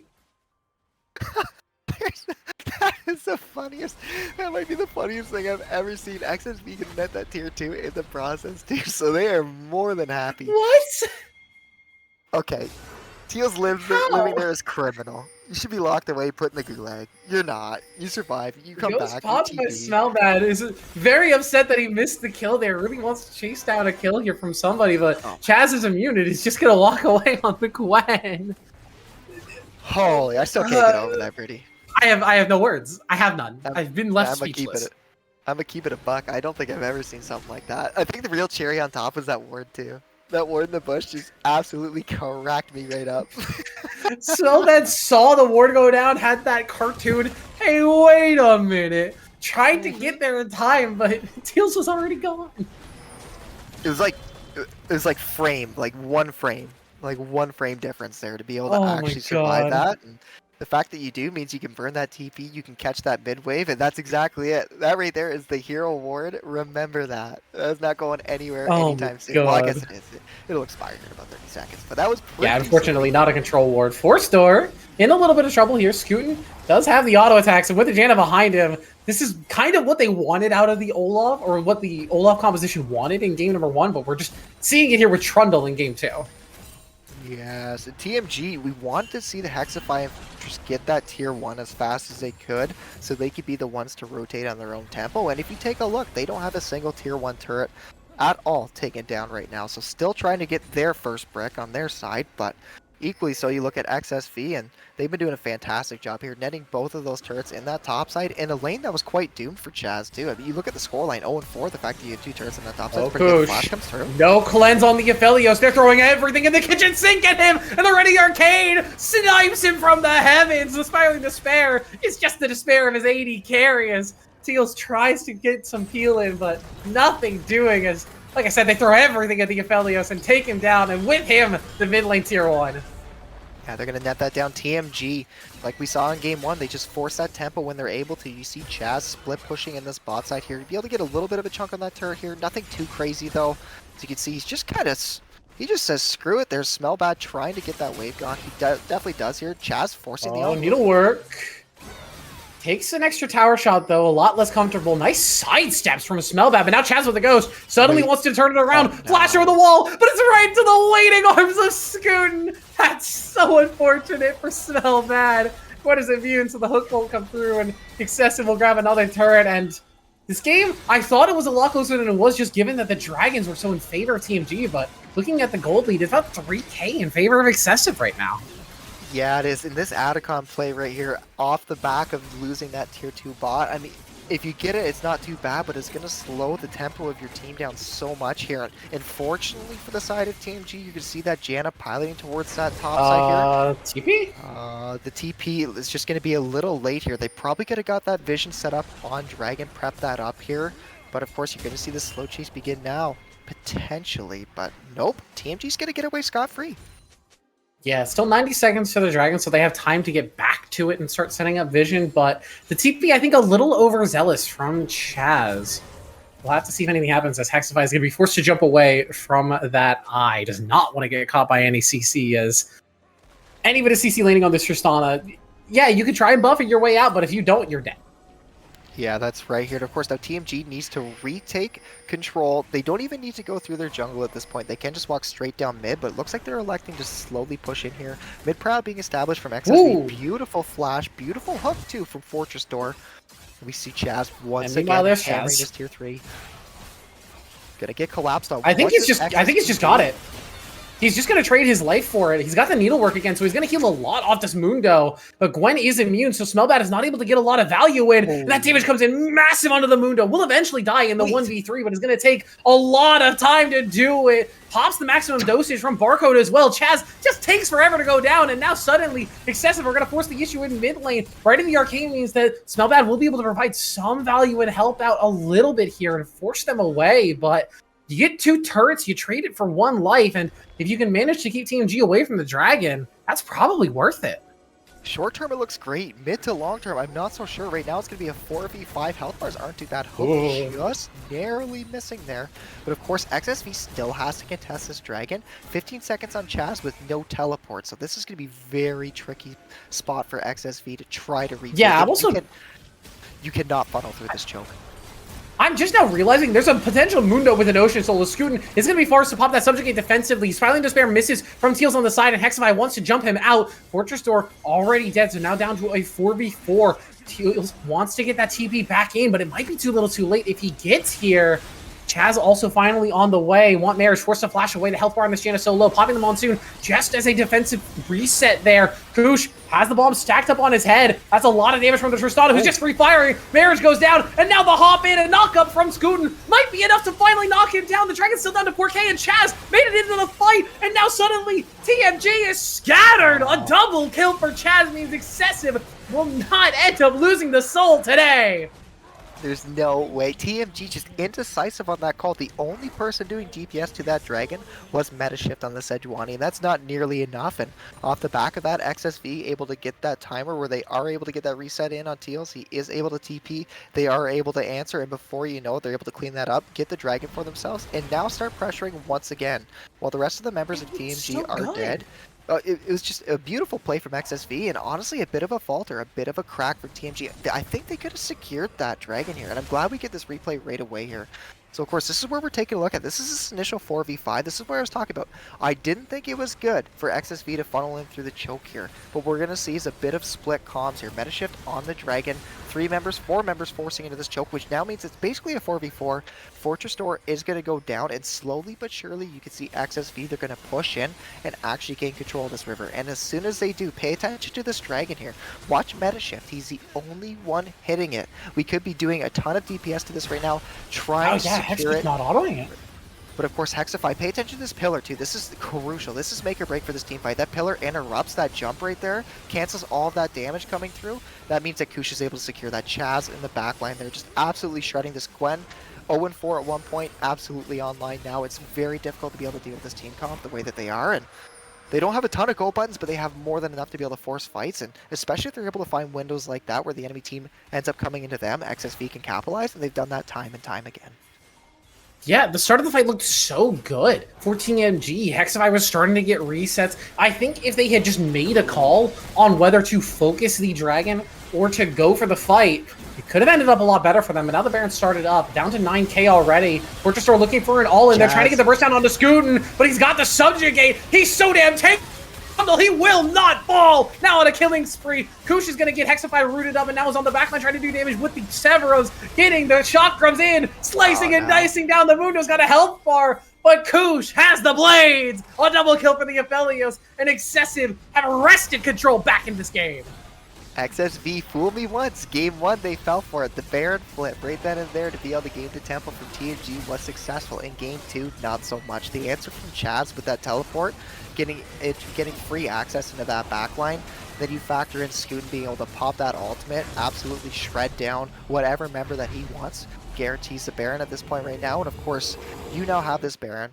I just really want to see a good, proper Baron setup from XSV right now. Maybe something like a 4-1. LCK, LPL teams tend to send 4 members down towards a side lane. It's extremely difficult to be able to be killed in that situation simply because you cannot be flanked. So we'll see how they want to set up here right out of the gate. But you can see all 5 of these members did reset at the same time. They're synced up. And of course now, the world really is their oyster. It's all about getting deep vision, controlling the enemy bot side quadrant if this is where they choose to be. This is exactly where they choose to be, so now it comes down to these tier 2s, breaking these tier 3s, and eventually these inhibitors. So TMG has tried at least a couple of times now to just throw everything at Scootin and burst down this Trundle. And they're going to try again. The subjugate's down. It still is up. Scootin just hanging on to it. Doesn't manage to get it off, and that's 1,000 gold to Hexify. Kush is going to trade one back, but it's support traded for jungle. And the Tristana comes out with a cash grab out of that scuffle. Chaz is still pushing on this bottom side. Is going to be forced off by the rotate from the rest of the members of TMG. Maybe not. He actually wants to try and turn this, but with Hexify in the area, has to be more than a little careful. The needlework pop. Chaz trying to get a turnaround. The damage is huge, but Hexify's is bigger. Shut down again. More gold to this Tristana. See, you like to see what Chaz is doing. He's doing a really good job of being able to apply pressure. You want to see as much as you can the rest of the team continue to apply that pressure as well. So if you're forcing the envelope in that bot side, you're hitting that tier 3. You want the rest of the team to be able to hammer that tier 3 in that mid lane too. The only issue was that the tier 2 was up in the process, and Chaz a little off sync with the rest of the team, almost picks up the kill in the process here. This is what we're talking about. You try to force tempo, you try to gain things back for the side of TMG. With that TP coming through, you could see, look at how much damage, look at how much CC Scootin is able to absorb, and you really want to pay attention to Chaz. Yeah, pay attention to everybody on the side of Red right now. Chaz just absolutely shredding meta shift there. You can see Kush, he's just free hitting here, Hexify, and he does burn his flash to be able to survive, but no harm, no foul. Barcode's just going to go down so quickly on a Mundo that scales up. Yeah, you got a lot of HP, you got a decent amount of resistances, but it's just not nearly enough. Oh, Fortress. Has that aftershock on. The knockup lands onto 2. One marriage, more like want some health as he's going to be knocked down. Scootin has that subjugate on finally, will take up a ton of damage, but Hexify is a massive threat. They have to be worried about him. Chaz now TPing in, Barcode already under half HP, and it's just going to get cut down by the Gwen, and now the Needleware comes through. Chaz with a quadra kill, give it to him. Hexify does not want to. The Buster shot to deny. He wants to try and fight. Chaz with the... Doesn't have it! The auto text come through! Chaz! It's the pentakill! Got it! The mad lad did it. Dude, that one Q that Gwen did, I think he just got like an insta triple, and that's going to secure the game for XSV. And that initial fight looked so scuffed because Chaz didn't have his teleport. You saw the rest of the members of XSV just absolutely trying to run away, dip as fast as they could. They ended up getting collapsed from the rest of the members, but as soon as Chaz came in with that teleport, he just cleaned house, and it was the perfect timing for him. Perfect chain CC with the rest of the members to be able to set up Chaz, and that secures it. So it looked like such a good start for TMG. Yeah, it looked 100%. Like they had their way back in, but 100%. Excessive punished them, I think, so efficiently well on any time that they tried to engage. We mentioned this in the draft. Excessive just had the disengage, and any time that Scootin was engaged on, except for one time when I cursed him by talking about it, he popped his ultimate on an Aftershock member of the TMG side, got a ton of health, got a ton of resistances, and just wouldn't die. And Scootin really was the highlight of that game. As the game progressed, obviously it became Chaz in that side lane, splitting, hammering tier 3s, opening and exposing inhibitors, which is exactly what you need to do on that Gwen with that counter pick into that B1 Mundo. But Scootin really was the member who was able to get XSV to that point. At one point sitting at 4-0, just accelerated the rest of the members of the team playing through that front line, that brutish Trundle, being able to do all that damage to the rest of the members of TMG was really what gave XSV that time to be able to scale up. And if you remember, lanes both in bot lane and in top lane were not going well for them. They were struggling in bot. Hexify and Fortress Door were continuing to just hammer Kush and Watt marriage down. Constantly in that 2v2 they were winning. Fortress Door was roaming on the Nautilus, making a ton of plays too in the process, getting a couple kills on Teals. But at the end of the day, when it came down to it, once again, I mean, not to sound like a broken record, but when it came down to it, the objective setup from XSV was just that much better. And I'm glad we get to see this replay here. I think this is going to be our pentakill for the homie Chaz here. You see the initial start here. Scootin's just going to secure this Raptor. That's great. Oh no, I think this is a little bit before. No, right? this is when I curse Scootin by saying anytime right. he gets his ultimate off, he just doesn't die. But in this fight, he didn't get the ulti off. He died. 1080 there. That's the huge mark for there. Hexify trying to be able to find that pick on Teals there. Not going to happen. But of course, at the end of the day, that's just going to be a 1-for-1. This is where we also saw Gwen just absolutely hammering that tier 3. This is where he's going to take that 1v2, almost getting the kill on the Tristana in the process. This is what we're going to see right here. Chaz just trying and so close to be able to net that kill on Hexify. The tier 2 is going to be netted. That's not too bad, but bit of a sloppy Baron there to begin with. And what I really hope we get to see is, of course, here it is. Pentakill. So this 4v4 right now, you walk up, you posture, you're funneling yourself through the choke, you see Smellbad walking in here, this could be that 4v5. This is where things become really tricky. That double I thought this fight was over. Yeah, right here, 100%. You have free access to the back line. Barcode just hammering them on top of the Arcane Barrage from that Xerath should spell certain doom. The fact that Trundle does not go down right here is mind-boggling, but of course that TP is going to come through. Again. That TP just came up too, by the way, here, Britty. So we're going to see this come through. The fear also, right? The chain CC, and now Chaz just beginning to stack up that passive. This first kill comes through, and this second Q, I'm pretty sure it's just like an instant triple. Fortress Door and Metaship start to stack up. Here we go, wait for it. And then snip, snip, snip, bam! Where'd you go? Where did you go? Quadra kill nets that up, and I thought for sure Chaz was going to die here too, but you got to love it. The Mad Lad just absolutely risks it for the biscuit here. He's got that Q almost next the kill on Hexify. He canceled the auto. Oh, that's right. Look at this. Chaz just says, I don't care. Ask me if I care. Goes in, gets the one auto, gets that pentakill, secures the game for the rest of his team, and that's. And then takes a turn shot and dies. Yeah, that skirmish was doomed. If the TP wasn't available 100%. for Chaz, like even like 5 seconds later, it Yeah. literally just 5 seconds, completely different scenario at that point right then and there. If I'm not mistaken, it would have been the Dragon into the Baron Temple for TMG. Completely. It would have been Soul as well. Yep. That's right. And we were talking Even about Solo. Ocean Soul on Mundo, Ocean Soul on Sejuani, even on the Nautilus, just making them so much tankier and reducing the effectiveness of what Scooten could do on that Trundle in that front line and making it so their front line could match up. But at the end of the day, Scooten went crazy in the early game. For the first 25 minutes of the game was an absolute carry. And then Chaz said, oh, right, yeah, I'm Gwen in the top lane. I can just sort of beat up tanks. Realized that he was doing the most damage in the game and said, I should probably get my score line to reflect that. Had a rough early game, but finished off 7-7-7, lucky sevens with the Penta. You can't ask for a better one than that. Chaz just said, pick me Gwen, bro. 0-4. Before you know it, 50k damage, most damage in the game. Yeah, good lord. Absolutely shreds. And kudos to XSV. When it came down to it, they drafted well. Like game 2, we were a little concerned about their drafts, but in isolation, they had those counter picks. So they had the counter pick in the jungle, they had the counter pick in the top side. Their bot lane had a bit of a struggle there. That's why I was a little bit worried about that Janna pick if those hooks did connect. And of course, who is tanky in that bot lane? Not too many people, but when it came down to it, you saw Scooten once again on that Trundle. Pilot get the rest of his team through that early to mid game with that 4-0 scoreline, being able to accelerate it that much more. And before he knew it, Chaz was just absolutely hammering all those side lanes. And no matter what, it seemed like the rest of XSV was willing to back him up. So even if they're going to collapse and send 2 or 3 members on Chaz, they're going to get something else somewhere else on the map. And it's good to see XSV just played really clean League of Legends, cross their T's and dot their I's. Absolutely. Yeah, cross the T's, dot the I's, dot the J's as well. Can't forget those. But it was just good League of Legends. Unfortunately for TMG Paladins, they're going to take another loss, drop down to 1-3. They're not out of any playoff picture just yet, but losing that momentum is going to be rough for them. We're going to have to see how they come back next week. And for Excessive Sloth, first you go up 2-0 and then you go up 2-0 again, you're suddenly feeling a lot better. You're suddenly feeling a lot stronger about your chances of making it towards those end of season playoff spots. Those middle of the pack teams have to be worried about this Sloth squad because they're feeling a lot more dangerous now. For sure. Yeah, that 2-2 scoreline, as we mentioned before the series actually began, looks a hell of a lot better than that 1-3. And XSV Sloth, putting yourself in that position, is exactly where you want to be. And off the back of a nice clean 2-0, game 2, a little bit more shaky than game 1, mind you, but at the end of the day, a little worrying here and there. Yeah, fundamentals just came through. It really was just objective setup.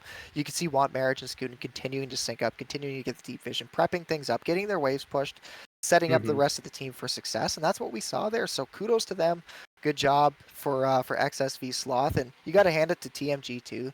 When it came down to it, game 1 just felt like it was a bit of a draft diff. And I think they adapted, they changed things up and switched it up for game 2. And the early game for them looked extremely good. Like top side, you're winning. Bot side, you're winning. Mid lane, you're at least going even, which is exactly the state that you want to be. But inevitably, before you know it, Scooten gets ahead. Chaz becomes a problem. And then the rest of XSV can start to take off. So lots of good parts, lots of good moments for TMG. I think if you just fix the draft for game 1, it's a completely different series for you. And I think you can kind of go from there. But of course, TMG, I think the biggest thing that they want to focus on is getting synced up with their jungle and their support, making sure that they prep up for the objectives and actually have vision control. Not shallow vision in your own jungle, but you just, at the very least, you need shallow vision in the enemy jungle. You need to be able to control the river ahead of time. Right around that minute to minute and 30 timers where you need to be at that objective if you want to contest. And if you're not going to contest the objective, start cross-mapping in full commit. Yep. I think there's a lot of things that TMG can learn from this loss. And seeing it a 0-2 in your scoreline doesn't feel great, but I'm sure they're going to be able to bounce back and still make a competitive push later in the season. But that is going to be it for us tonight. I want to thank you all so much for joining us. I've been What's It Birdie. That's been Turk, our producer and observer, Shivam, and Anti in that order, making sure everything runs as smoothly as possible in the back end. We appreciate them so much, and we appreciate all of you for joining us. And again, we'll see you next week for more Titan League Vanquisher action. Take care. See you soon.